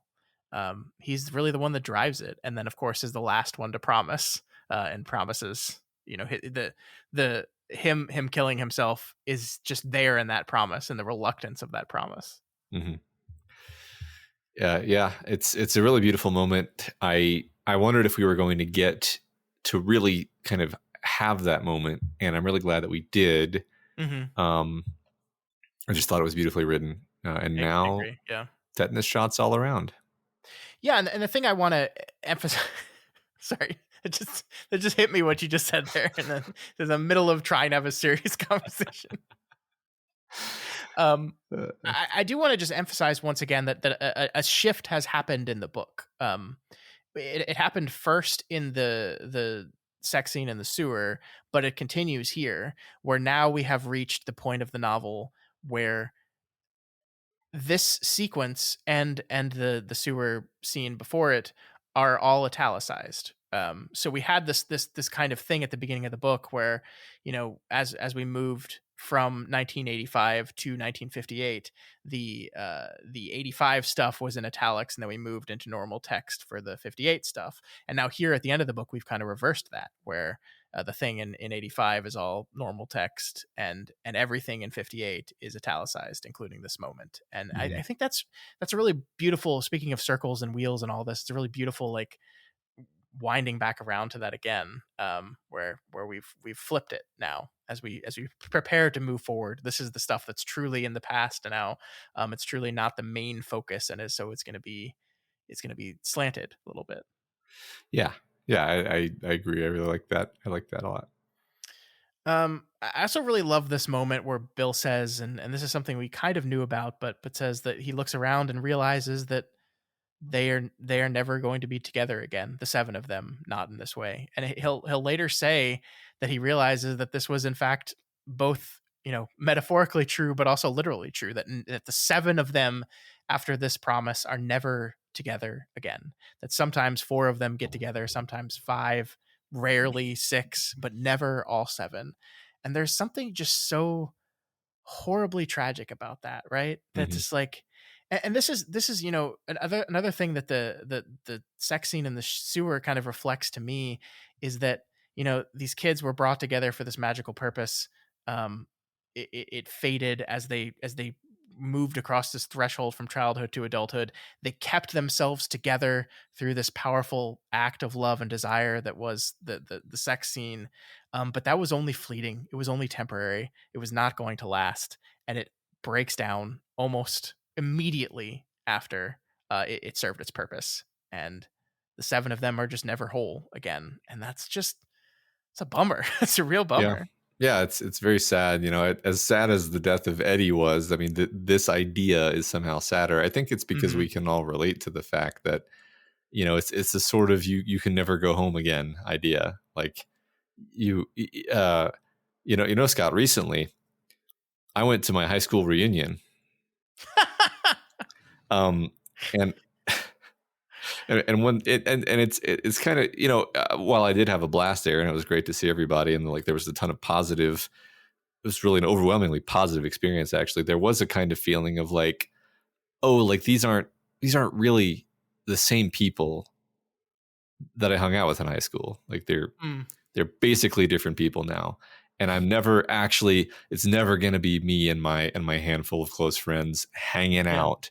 It's yeah, me and these people who are cool, but they and I are all different people. It's the conduit between the children's and the adult library shattering. It's the asymmetry. You can never go back. You can never rewind. yeah, Things end.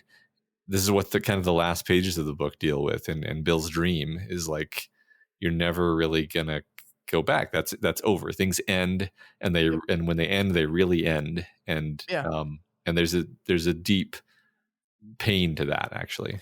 Yeah, and getting to the metaphor of it all, like the problem that each of these people were facing in their lives is that it didn't end. Not really. There was Hmm. something. There was something that they left back in Derry. Something holding them back. Something, arresting that development. And they Hmm. needed it to end. They needed it so they could truly move forward for the first time. Yeah, you're right. That is, I mean, the thing we haven't talked about is this idea that was introduced to us that none of them have children, right? Like they perform this incredibly powerful act of sex with each other, and then after that move out into their lives and they never have children of their own. They never that act that the power of that act to create life is never fulfilled within any of them, Hmm. and it just I think goes to represent this idea that they're just not fully they haven't fully moved into that adult phase yet. They can't create life because they're not adults yet, Hmm. Like Hmm. Yeah. they've not moved into that part of their life to where that act has that power fully. Yeah. And I like what you said about liminal states and so forth before, where it's like, yeah, they're neither are they fully adults. Actually, they're Yeah. just Yep. stuck. They're stuck Yep. between the two. Yep. Yep. Yeah. So yeah, I mean, I think this book is about how sad it is to leave behind your childhood, but also how absolutely necessary it is, right? Yeah. Yeah. Um, I just wanted to read this last part. We kind of already talked about this, but I love the writing here. He stands under the blue and over the black and watches the barrens fill up with darkness. I never want to play down there again, he thinks suddenly, and is amazed to find the thought is not terrible or distressing, but tremendously liberating. I just Yeah. really love that moment, and I also love the kind of the culmination that started with out of the blue and into the black, Hmm. ends with under the blue and over the black. It's Yeah. just perfect symmetry Yeah. there. I love it. It's beautiful. It's a great moment. And you know, it's good. We're talking about how sad it is to grow up and we're being so morose about all of it. And I love that King himself notes that like, hey, like it's kind of cool that you get to grow up and Yeah, like you get to turn into like a different person who has a lot more like power in their own life. Like yeah, children have their own kind of power, but adults have, one could argue, more power. yeah, It's cool. Like it's not actually it's kind of sad, but it's not the end of the world. It's the end yeah. of a world. It's the beginning of a new world. Well, and just like this perfect idea, we talked about this more. I want to cement this a little more firmly here. The Barrens was a place of play to them because it was a place where they could hide from a world that rejected them. Hmm. Um, and it's good to have those kind of places. Sure, it's better to just live in the world and Hmm. not need a place like that, and especially a place like that that is so intimately connected to the evil of the town. Hmm. That he feels liberating here because yeah, maybe I don't need this place anymore, is what he's saying. That we don't need this place where we can be safe from a world that rejects us. Maybe we can embrace the world for the first time. Hmm. Yeah, exactly. All right, so we move from the final chapter into the final interlude, aptly titled Derry, the last interlude. Matt, we have a quote moving into this interlude that I wanted to read to you. It's from David Copperfield. It said, "The ocean in these times is a perfect fleet of ships, and we can hardly fail to encounter many in running over. It is merely crossing," said Mr. Micawber, trifling with his eye. I've read David Copperfield, but I've never had to say that name out loud, and that's trifling with his eyeglass. Merely crossing. The distance is quite imaginary. So what's that mean, Matt? I don't understand what this means. I mean, crossing, right? We're crossing that threshold, right? We're moving to adulthood for real this time. And Oh, it's sure. it's closer than you think it is. The distance is quite imaginary, right? It was all right there. I mean, you're totally right. I just like literally, I just don't grammatically understand the sentence at a basic level. But no, I mean, conceptually, it's about you know, we're crossing and it's indicating like it seems like a long trek, but Yeah. it's actually no distance at all if you really think about it, because it's the distance is quite imaginary. It's almost to imply that there's really no distance between these people as children and adults. Yeah, I mean the context of the quote itself is like the ocean is so readily crossed at this point. Like we can hardly fail to encounter many in running over. Like you just like the route is Mhm. so heavily populated that there's the risk of making this dangerous trek has been minimized. It's just crossing now. It's not a risky voyage with dangers on all sides. It's just going. It's a well worn path at this point, and so the distance isn't quite near as terrifying because of that. Okay, thank you for explaining Dickens to me, because I You're didn't welcome. I You're didn't welcome. parse it. I didn't quite parse it correctly the first time. All right, so Mike's final diary entry here that makes up this chapter is unsurprisingly a concluding one. There's a lot here, Matt. There's a lot of little bits and pieces we get. I only want to focus on a few of them in the interest of time with you.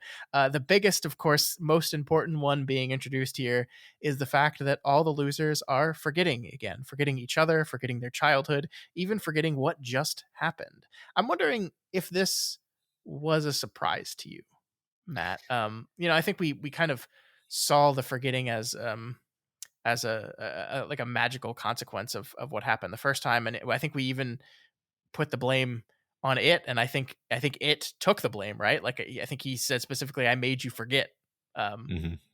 and so it's gone, but this is happening again. So I'm curious what your thoughts on this are. Well, I'm going to cheat a little bit and reference Insomnia, because I mean honestly, that data point just makes me think the human mind is not really equipped to hold on to these ideas where whenever you brush against the supernatural hugeness of this reality, Hmm. it's it's neither the turtle doing it nor is it doing it. It's just like you can't hold on to it. It's a borderline Lovecraft idea where you're just not equipped to hold on to these things, and so they just slip away, and you become mundane again as the Yeah. magic kind of leaks away. Sure, sure. I think that's fair.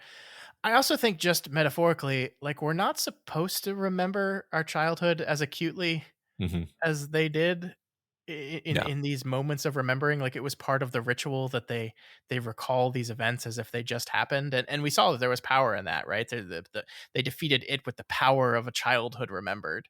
But, like, you're not supposed to, like, you're not supposed to forget it as completely as they are, but, like, I don't know, you're not supposed to remember every moment and every beat and every yeah. feeling. Like, it's supposed to become this kind of hazy, semi-remembered time in your life, that defined you, but not completely. Yeah, I don't know if this is like science exactly, but I've heard that people who have like incredibly good memories where like you ask them what happened on March 5th, 1982, and they'll tell you exactly what happened and where they went and who they talked to.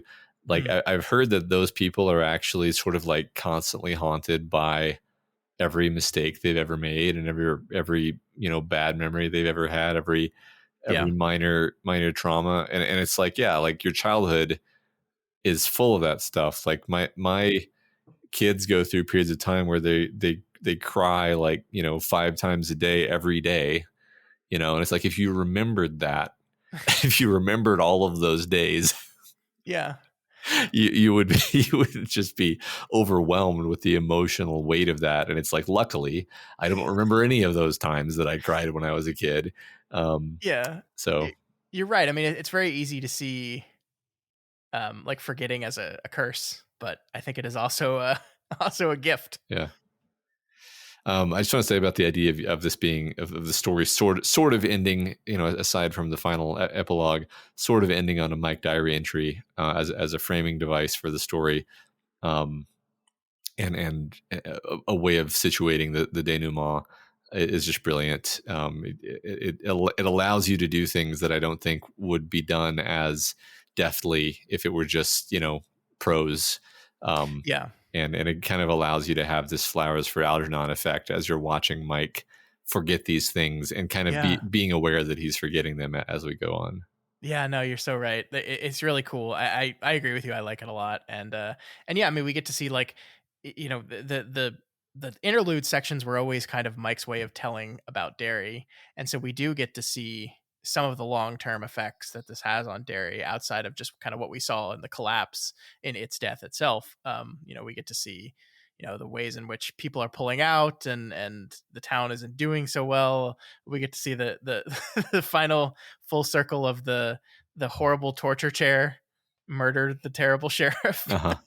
Which, I don't know, it's just like King needs to draw that up perfectly. He's like, ah, yes, Uh, I feel good about this. no, it's funny. I forgot that happened here and not in the sequence where we're destroying Derry. That's funny. No, yeah, it specifically is mentioned here because I think that, like, it does a perfect tie up of that sequence where, um you know that is kind of one of the ways in which Mike learned about racism from his father in the telling of that chair, and the chief of police at the time and all that stuff, and here is coming full circle. Yep.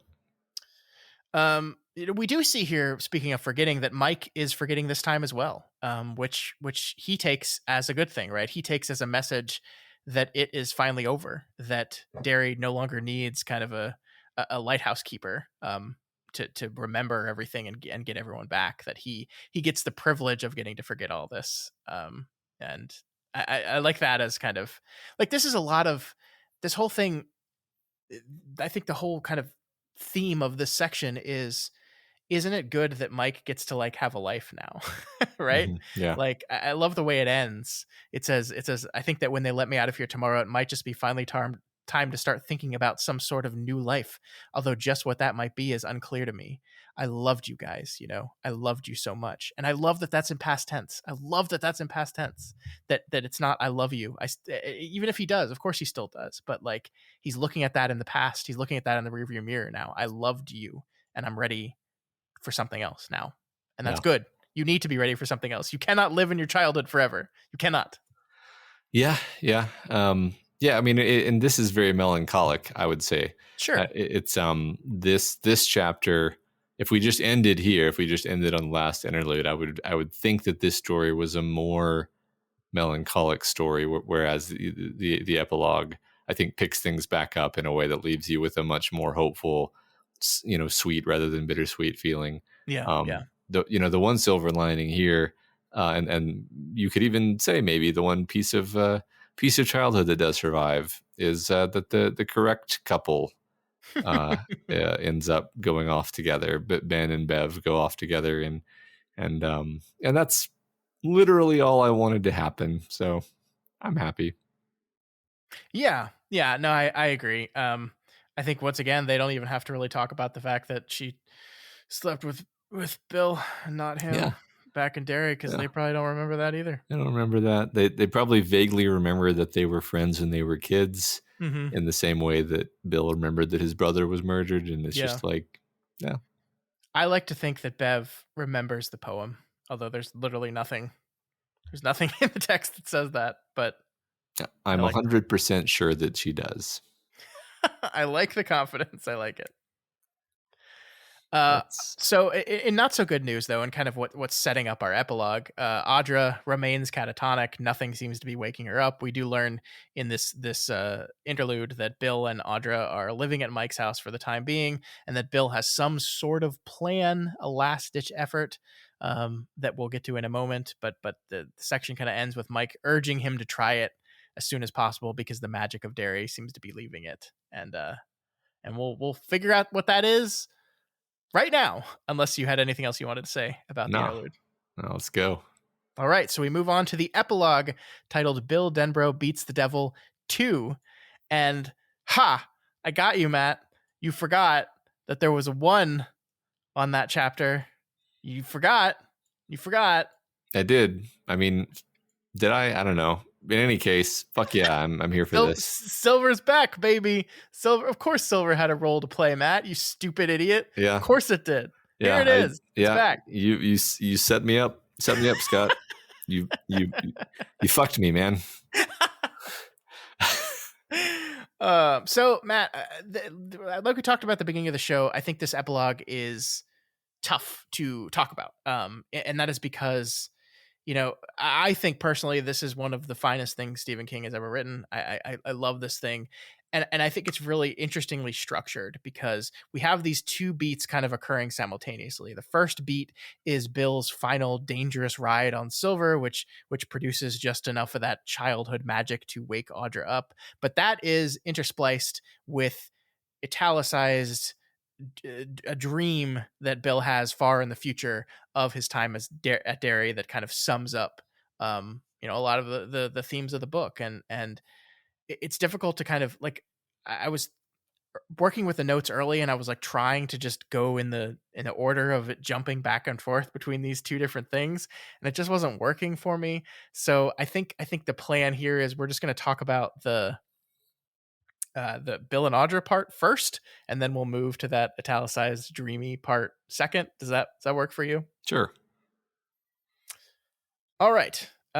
So we learned very quickly that Bill's plan is to put Audra up on Silver and to ride them both down the hill as fast as he can, channeling some of the Devil May Cry recklessness that so defined his childhood. And I think through the skateboarder, we see childhood in general, right? Yeah, exactly. The you can't be careful on a skateboard line that is such a genius line. It becomes a thematic spine for this book. Actually, this encapsulation of the mindset of childhood, and he's able to grab onto it this one last time and get the power from it. Yeah. So what did you think of this plan, though? This plan of Bill's? Well, I think first of all, I love that the book kind of slow plays exactly what the nature of the plan is. Sure. But then as soon as we say it, I'm like, oh yeah, that's perfect. Cause like the story went out of its way earlier to express that like Silver was provided as a gift sort of.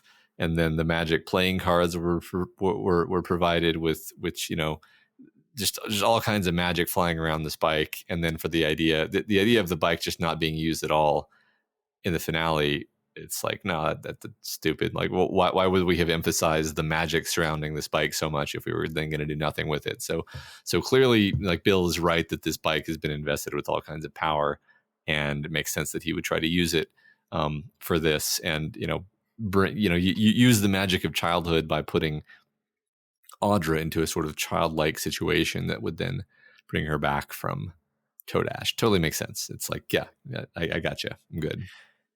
Yeah, I mean, I agree. Like, I'm just imagining like the emotion of this ending if like he did all this and it didn't work, and then it's like, and in the end, she was still catatonic, and they left Derry.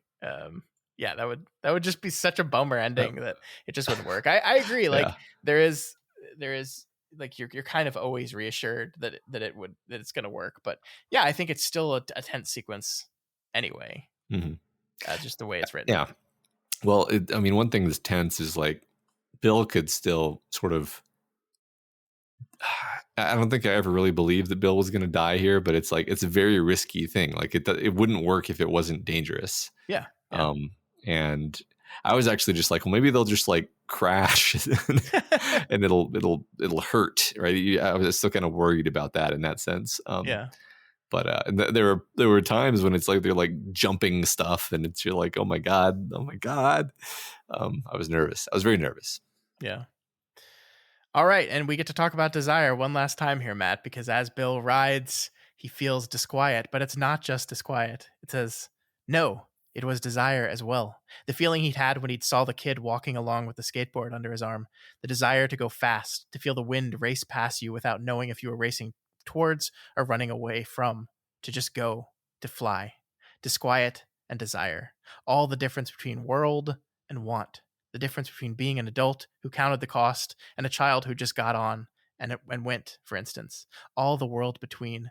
Yet not much difference at all. Bedfellows, really. The way you felt when the roller coaster car approached the top of the first steep grade, where the ride really begins. Disquiet and desire. What you want and what you're scared to try for. Where you've been and where you want to go. Just perfect. Just a perfect way of summarizing this whole thing. And I think this is, I know it was in the other chapter, but if we talk about the distance between that the distance was an illusion, right? That it was in the David Copperfield quote. Yeah. Here it is again. There's the childhood and adulthood are bedfellows. Yeah, it's interesting that this resonates with the David Copperfield quote more than the previous chapter did. Yeah. But I love that so much. I love that whole idea. The difference between world and want. What you want and what you're scared to try for. It's great. Yeah. And I think in doing that, I think that what I love about that section you just read is that it kind of makes the themes of the book bigger than just childhood. And childhood versus adulthood. It kind of encompasses everything about the human condition, everything about being willing to take risks and just go for it even if you're scared. That's much bigger than childhood versus adulthood, but it is bound up in that dichotomy as well. Yeah and the power of childhood, I think, is being able to reach for that desire without as much disquiet, I guess, right? This idea of like a kid doesn't think about the fear. Like the difference between being an adult who counted the cost and a child who just got on it and went. This idea that like one of the strengths of childhood is that you can just hop on your skateboard and go and not worry about it. And an adult, you can't do that. It doesn't mean it's impossible to hop on a skateboard and go, as Bill is doing it right now, right? That desire is still there. That desire still exists, whether you're 11 or 37. It's still there. It's just different and it's harder. And it's true to people in general, not just kids or not just adults. Yeah. Yep, totally. So Bill rides and rides and rides, and as he does, Audra slowly wakes up, and our book ends with them together again, happy. And it's wonderful. What a great ending. What a great, wonderful ending. Yeah. It's beautiful. Like I said, it brings some of the sweetness out again. Yeah. Like I said earlier, if I'm ever catatonic, um, you you would put me on the back of your bike and ride me around, Scott, Of right? course. Without a thought, I would do it. I know. I can't promise we won't crash into something. It's been a long time since I've rode a bike, but Yeah, me too, actually. so of course we do have the other half of the epilogue, right? We have this italicized dream Bill is having of leaving Derry, leaving it behind. Again, I don't know how to talk about this with you, Matt, other than just read some of the quotes. I found like this to be incredibly touching, beautiful writing. Like there's this part here. This idea of best not to look back, best to believe there will be happily ever afters all the way around.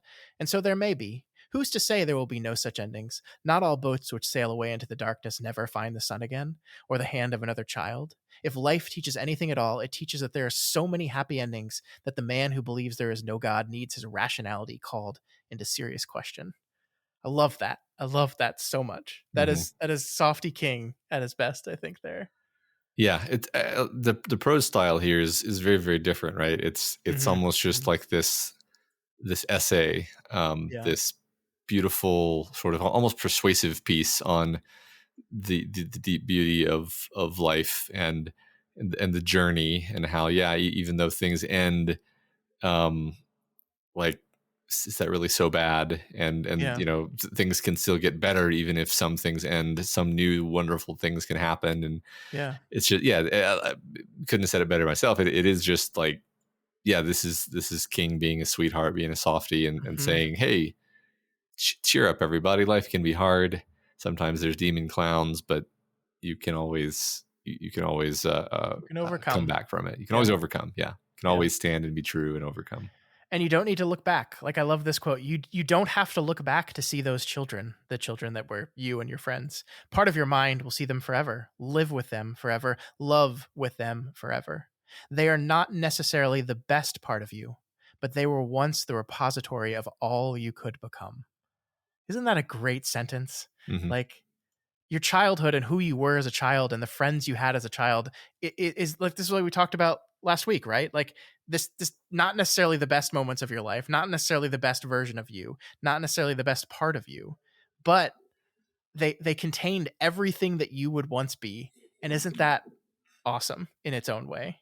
Like Yeah, everything you are now is a result, at least partially, of those relationships and that person you were back then. And there's something wonderful about that, sure. it is extremely beautiful. Mhm.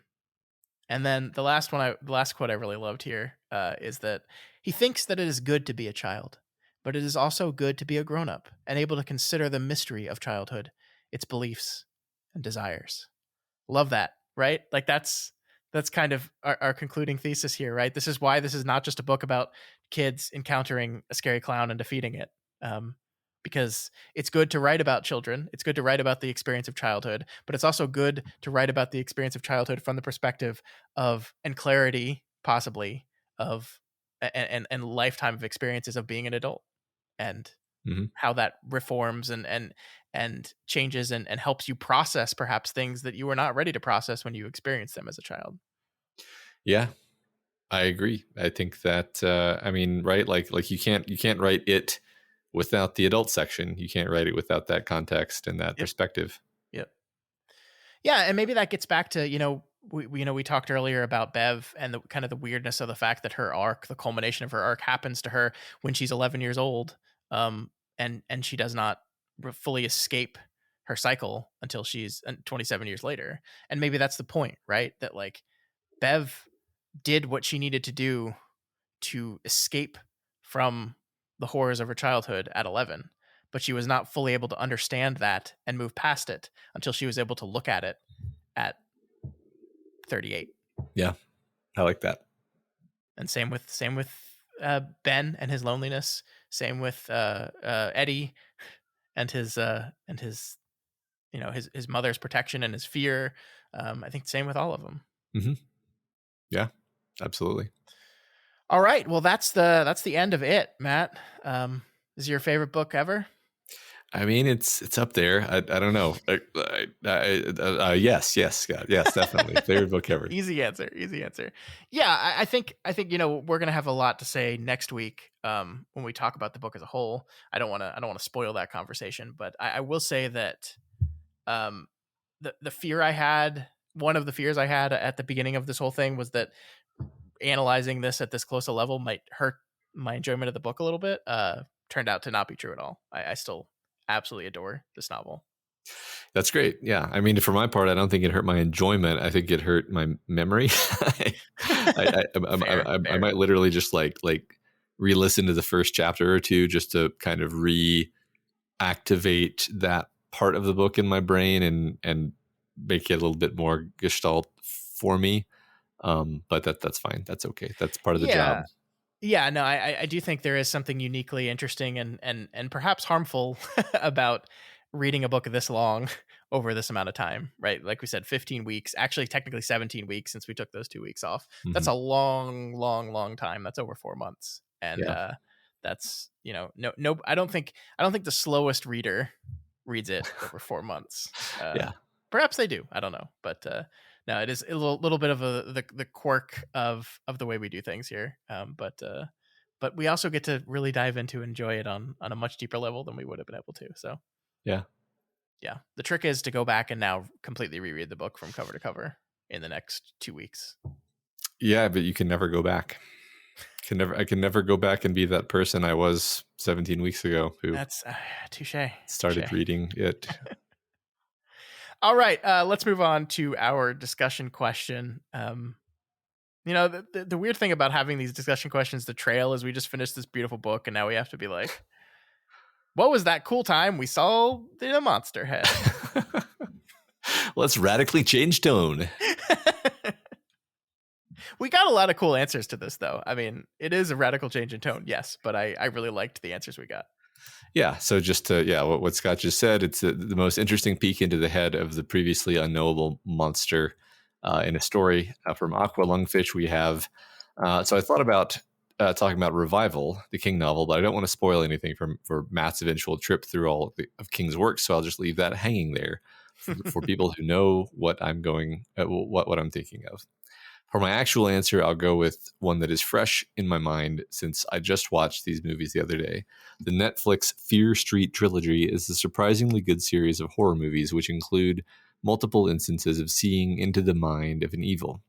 The main conceit of the films is that there's a town that was cursed by a witch some 400 years previously, and every so often someone goes insane and kills a bunch of people. The movies are structurally interesting because the first involves a group of high schoolers trying to survive a supernatural threat in modern times, 1994, while the second and third show past events, 1978 and 1666, that contextualize the evil and give more information that will allow them to succeed, looping back to finish off the overarching plot by the end. So it's really one 6-hour movie split in 3 with full movies nested inside the overall narrative. Now, I have to spoil a third movie twist, so if you have any interest in the movies, stop listening now. To answer the question, there are several times in the movies when a character interacts with something which allows them to see the witch who did the original curse. They interpret it as seeing her anger and hatred directed outward to the town that killed her. But it turns out that these visions were really from inside the head of someone looking at the woman who was accused of being the witch. So it turns out the evil was someone else all along, recontextualizing the source of the curse and what the characters have to do to stop it. It's a lot of fun because the overall feelings of the peaks inside doesn't change any, but your understanding of what it means shifts as the movies go on. If you go from seeing it as looking at a woman who is furious at the people who killed her and being afraid of her, to looking at the woman who is furious at you and knows what evil you've done and feeling pity for her. Cool. Yeah, I watched, honestly, I think I watched the first 2 of those and then just never watched the last one, which is a bummer. I don't know why I didn't. I enjoyed the first one a lot. I just never watched the other ones. I hadn't heard of these, but they sound really fun based on these descriptions. Yeah. Like, you probably never read the Fear Street books, did you? No. Yeah, that was like older R.L. Stein, like when you moved past Goosebumps, you moved up to Fear Street. Cool. A little more adult. But I think by the time I was moving past Goosebumps, I was like fully in Stephen King and adult horror, and so I missed the Fear Street books. But I enjoyed this movie. Nice. One of two of the three movies. Awesome. All right, next we have Taksutat. I think they told us this is the correct way to pronounce this, so I think I got that right. Okay. They say it's a Star Trek thing, but I don't recognize that Star Trek thing. I don't either. They say, as for the discussion question, my first thoughts went to Algul Ciento and Pimley Prentice, but we didn't really not know him for very long before we knew him, and Matt and Scott discussed him at length. So after that thought, I'm going with my second Rutger Hauer movie in as many weeks, Batty in Blade Runner. We get the whole movie knowing little about his motives, but not much about him. His often brutal and violent actions being enough to paint him as the bad guy. However, once he delivers his monologue, I feel we see inside his soul and really understand him. We see him. We feel him. He only wants to live. He has no evil plan or desires, just wants life. That's a great answer. I love that. And speaking, maybe this is just on my mind because of the book we just talked about, but I think there's a lot about Batty and the other replicants that's very, very childish. And you twist, you go from seeing them as these cold, murderous, sort of monstrous robots to seeing them as lost, scared children by the end. Yeah, no, I like that. I like that a lot. All right. WB Custom Cookies says, welcome back, guys. My work days were a little less fun without you. Well, we're glad to be back. Thank you. Your work day is making me cookies? Can I have some cookies? Cookies sounds really good right now. Can we get some of those? And the answer is a peek into a villain's point of view. I would say Disney has captured this very well with the Descendants movies, where the villains and their children are giving full lives and good qualities along with the bad, and you get a whole peek into the other side of these classic stories. The movies Maleficent and Cruella are solely based on this concept and were blockbuster hits.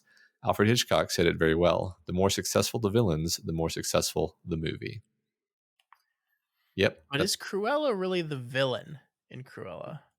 I mean, yes, but also no. I never actually saw Cruella. My daughter really loved it, though. Maleficent, I don't think, is the villain in Maleficent. I think she's not. Yeah. I think she briefly says one kind of mean thing, and then everything else is just her actually being the hero. So, yeah. I do like the greatest irony of all is how Cruella is a movie in which we learn in intimate detail how the world turns this woman into a person who would murder 100 puppies. It's not her fault. It's not her fault. Can't be mad at her. No, not at all. Next we have Felidao, who says, my first encounter with this concept of peeking into the mind of an alien evil was from the Animorph series, specifically book 26, The Attack. This is one which the Animorphs get dragged into a proxy war between two godlike aliens, Elmist and Kryak, who use lesser alien species as pawns in their galactic chess match. The Animorphs are pitted against a team of Howlers, an extraterrestrial race of regenerating, lava-skinned, wolverine-clawed, hive-minded, bipedal space murderers. That was a sentence. Who can unleash a deafening shriek that essentially liquefies the brains of all sentient creatures who are exposed to it. That seems like an I win power. Yeah, it seems a little OP. Kryak sends the Howlers from populated planet to populated planet, where their only purpose is to violently exterminate every living creature in the most brutal and psychopathic manner possible before moving on to the next target. Long story short, the Howlers beat the ever-living daylights out of the Animorphs and their first skirmishes. Out of desperation, Jake, the leader of the Animorphs, manages to acquire the DNA of one of the enemy Howlers in order to morph into and hopefully even the odds. What he discovers is that the Howlers, despite their malevolent, cruel behavior, are not actually the sadists they appear to be. Rather, between Kryak's bioengineering and brainwashing, the Howlers are actually a whimsical and playful race who sees war and killing as a game and have no true concept of other living creatures and possess any kind of sentience. That's cool. I swear I've read that far into Animorphs, but I guess not, because I don't remember this at all. It seems like a lot of books, and no, I never read any Animorphs, but this goes along with my sense of Animorphs as an enormously complex and rich science fiction saga that has been grossly rounded off to being kids can transform into animals. Yeah, I loved the series when I read it, but like you said, it was a lot of books, and like it was one of those ones where like a new book came out every month, and I just couldn't keep up with that because like you just can't afford money to buy a new book every month, even if they weren't that expensive. There was Yeah. still money to buy books every month. I've tried to go back and read them since, and like I think this is a really cool series, and it's really cool that you bring these really complicated themes to children's books. But the problem I've had with rereading them is that they're still complicated themes or not, they're still written for children, and I just can't get into them. Hmm. But they like I hear shit gets fucking crazy in these books, like that makes this look like super tame. So, Uh-huh. um, that really cool. I'm so glad that they exist, and I will definitely have my kids try them out and see if they like them. Cool. Yeah. All right. Otherworlds 1999 says, my answer for the look inside the monster's mind is Amy from Gone Girl. Spoilers, I guess, for Gone Girl. What's interesting is that we think we are inside her head for the entire first half of the book through her found diary entries. The twist, and it was a great twist if you read it early on like I did, in the second half is that not only is she alive, but that she faked all those entries to frame her husband for murder. It's not until the second half that we really get to see into her evil, plotting mind and want to kick ourselves for falling for her manipulations as easily as everyone else did in the book. I mean, I only saw the movie, but you could say something very similar for the movie and the effectiveness of that twist. It certainly got me. Yep, great book, wonderful movie. David Fincher is our guy. We love him. Yep. I totally agree with that. That's great. It's fun. Yeah, she's a monster. She is. Like, I think there's this really interesting thing, like, where there's like this argument that like, oh, which one of them was the worst one? And I'm like, well, I mean, don't get me wrong, he sucked. Like, he really sucked. But he did not try to frame someone for murder and then murdered someone else. And then go back to the first guy and blackmail him into being cool with it all. Yeah. Yeah. Next, we have Malice and Drains, who says, I submit The Good Boy Cujo. It's been years since I've read it, but I recall at least one chapter, perhaps a few, of Cujo thinking about the man, the boy, being annoyed, frustrated, being confused, etc. He wasn't going after those people out of boredom and anger. He was just confused and irritated. What else was he supposed to do? That's a great answer. I think seeing in Cujo's head throughout that book is really interesting because it makes it a tragedy. Yeah. I think I even picked up a shred of that from the movie, which can't and doesn't really try too hard to do that. But it's not too hard to give you empathy for a dog, actually. Yeah. All right. Pear Jane says, so glad to have you back. So sad we only have one more week of it. Well, except for now we have zero. We have 0 weeks. Zero. I know it's all over. Much as I loathe giving Orson Scott card props, I'm going to answer the Formic Queen in one of the Ender's Game sequels. I read the series in rapid succession on Kindle and have no memory of the titles of any past the first one. We get some understanding of the Formic's hive mind, and she justifies the species' slaughter of humans by saying, we never thought intelligence could arise in a species which cannot dream one another's dreams. That fundamentally upends the evil xenomorph trope, because they're not really being evil, they're just seeing us as a lower intelligence, and why shouldn't they? We can't dream together. After all, we thought we were the only species that talked until we found out otherwise.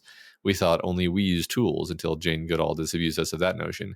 Now we think it's our emotions that set us apart, ignoring dogs and elephants.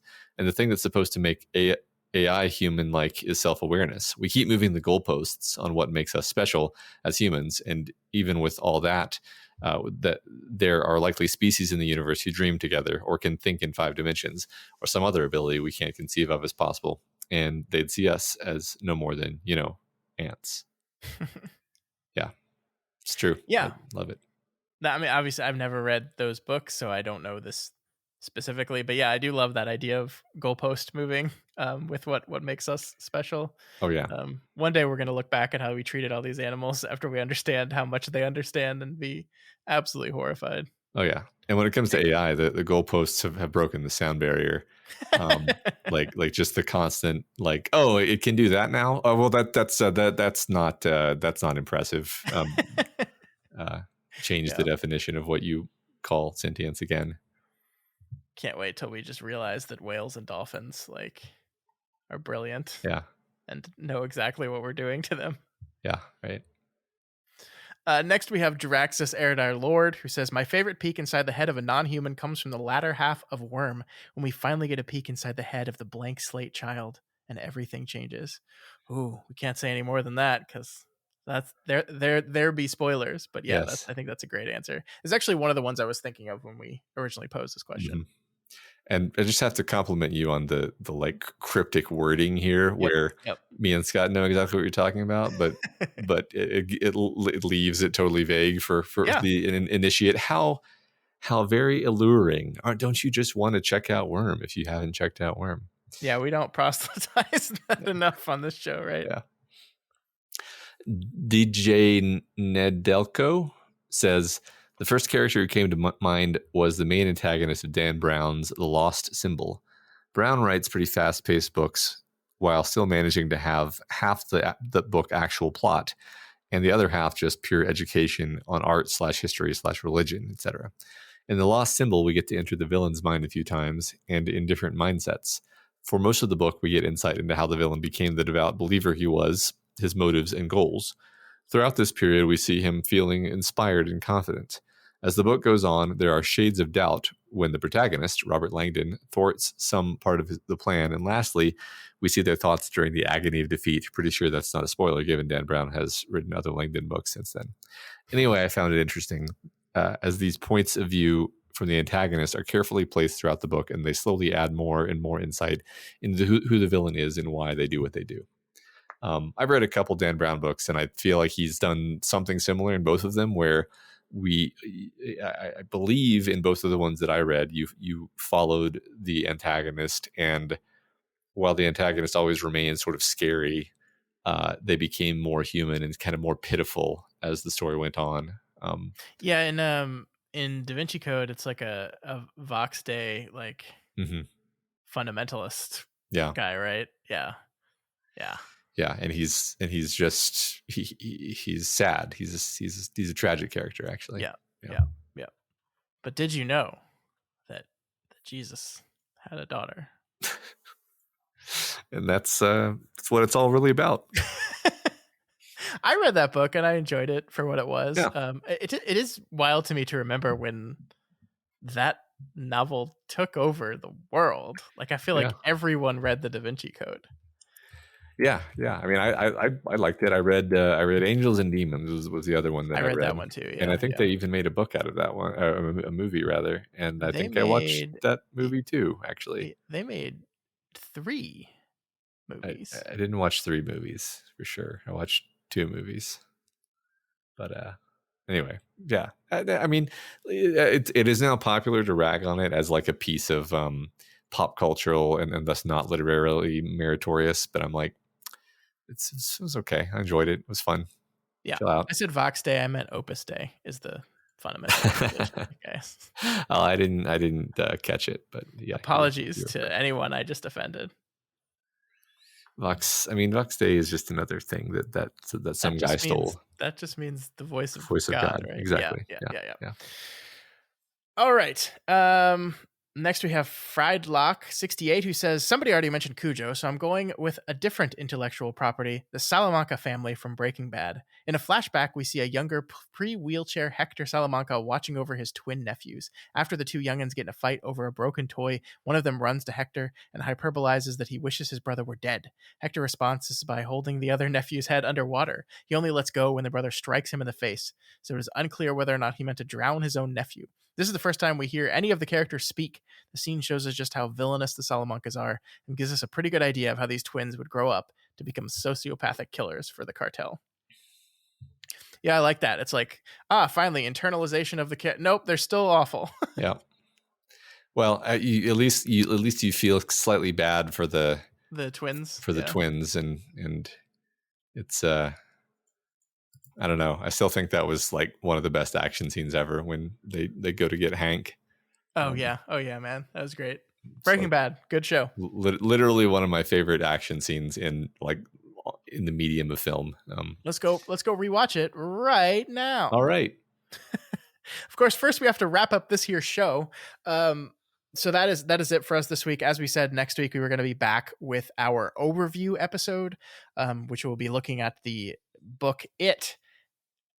holistically. And this Yes. is a tall order, right? This is taken 16 weeks of reading and bringing it all together into one episode. We are actually going to be joined by a special guest that's going to help us out with this. Kim C from the Year of Underrated Stephen King podcast is going to join us on next week's episode. We talked to her a few weeks back on her podcast. She did an interview with the two of us separately, and we enjoyed chatting with her so much. We were like, we got to have you on the show. Let's do it as soon as possible. And so we asked her to come on and talk it with us. So she will be here next week. I just want to point out to Kim and to the world that we did not tell her she had to read the entire book over again, cover to cover, and also release a 2.5 hour episode of her own on it. We didn't tell her she had to do that. Kim did that on her own, and we're so thankful for it. But just don't. She said we gave her homework, and I was like, that was not the homework, Kim. You didn't have to do that. Yeah, I feel like we worded it very. Oh well. She's so fun to talk to. I can't wait to talk to her about this book. I'm sure she has so many. I actually haven't listened to her episode yet because like I don't want to listen to it before I talk to her because I'll just be thinking of the thing she said the whole time. Yeah. So I'm going to wait till after that conversation to listen to her episode. But she will be on here next week to chat about it with us.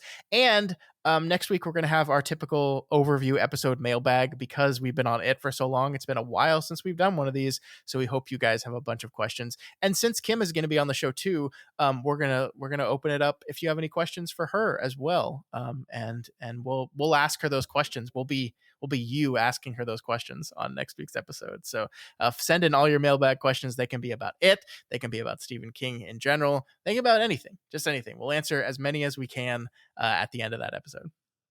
All right.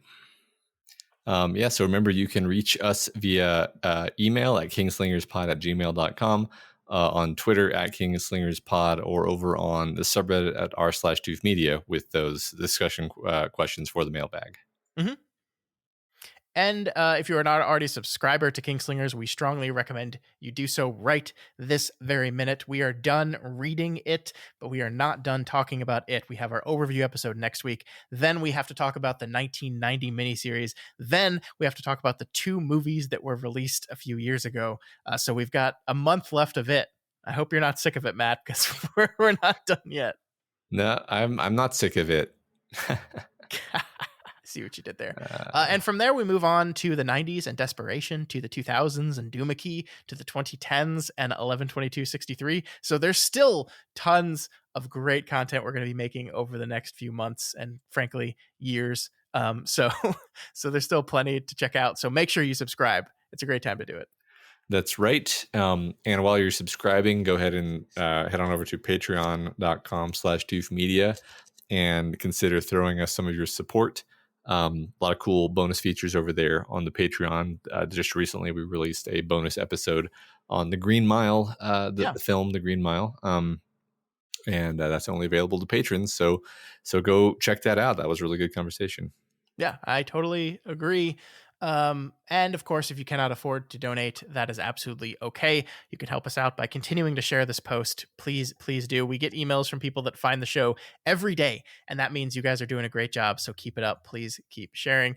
You can also help us out by leaving a rating and review on Apple Podcasts or whatever your podcatcher of choice is. This week's spotlight review comes from La La Lady Lay, who says, Do you love?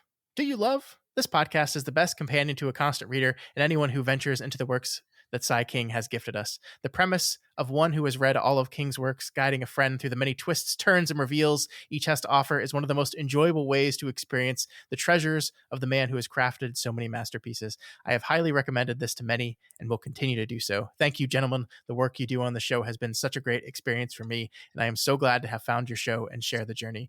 Please continue to share the other worlds that King has created with us. We will always remember the face of our father. Long days and pleasant nights. Well, that was extraordinarily kind. Thank you so much, Lala. We so glad that you enjoy it. And I love, Matt, I love a review of us that also just talks about how great Stephen King is, because like it always feels weird for people to compliment us because, I mean, we're just talking about the great things that he does, right? So yeah, we're just basking in reflected glory. Yep, absolutely. So thank you so much for taking the time to leave that wonderful review. And thank you to everyone who takes the time. It does mean a lot to us and it really does help us. So please keep those coming. Yeah. All right, folks, that is it for us this week. Don't forget to check our socials and stuff as we ramp up our Kingslingers live trip. All the information is going to be there. The ticket sales are coming up in just a few weeks. It's exciting time for everyone. I can't wait. But for now, we will see you next week. Long days and pleasant nights. And may you have twice the number.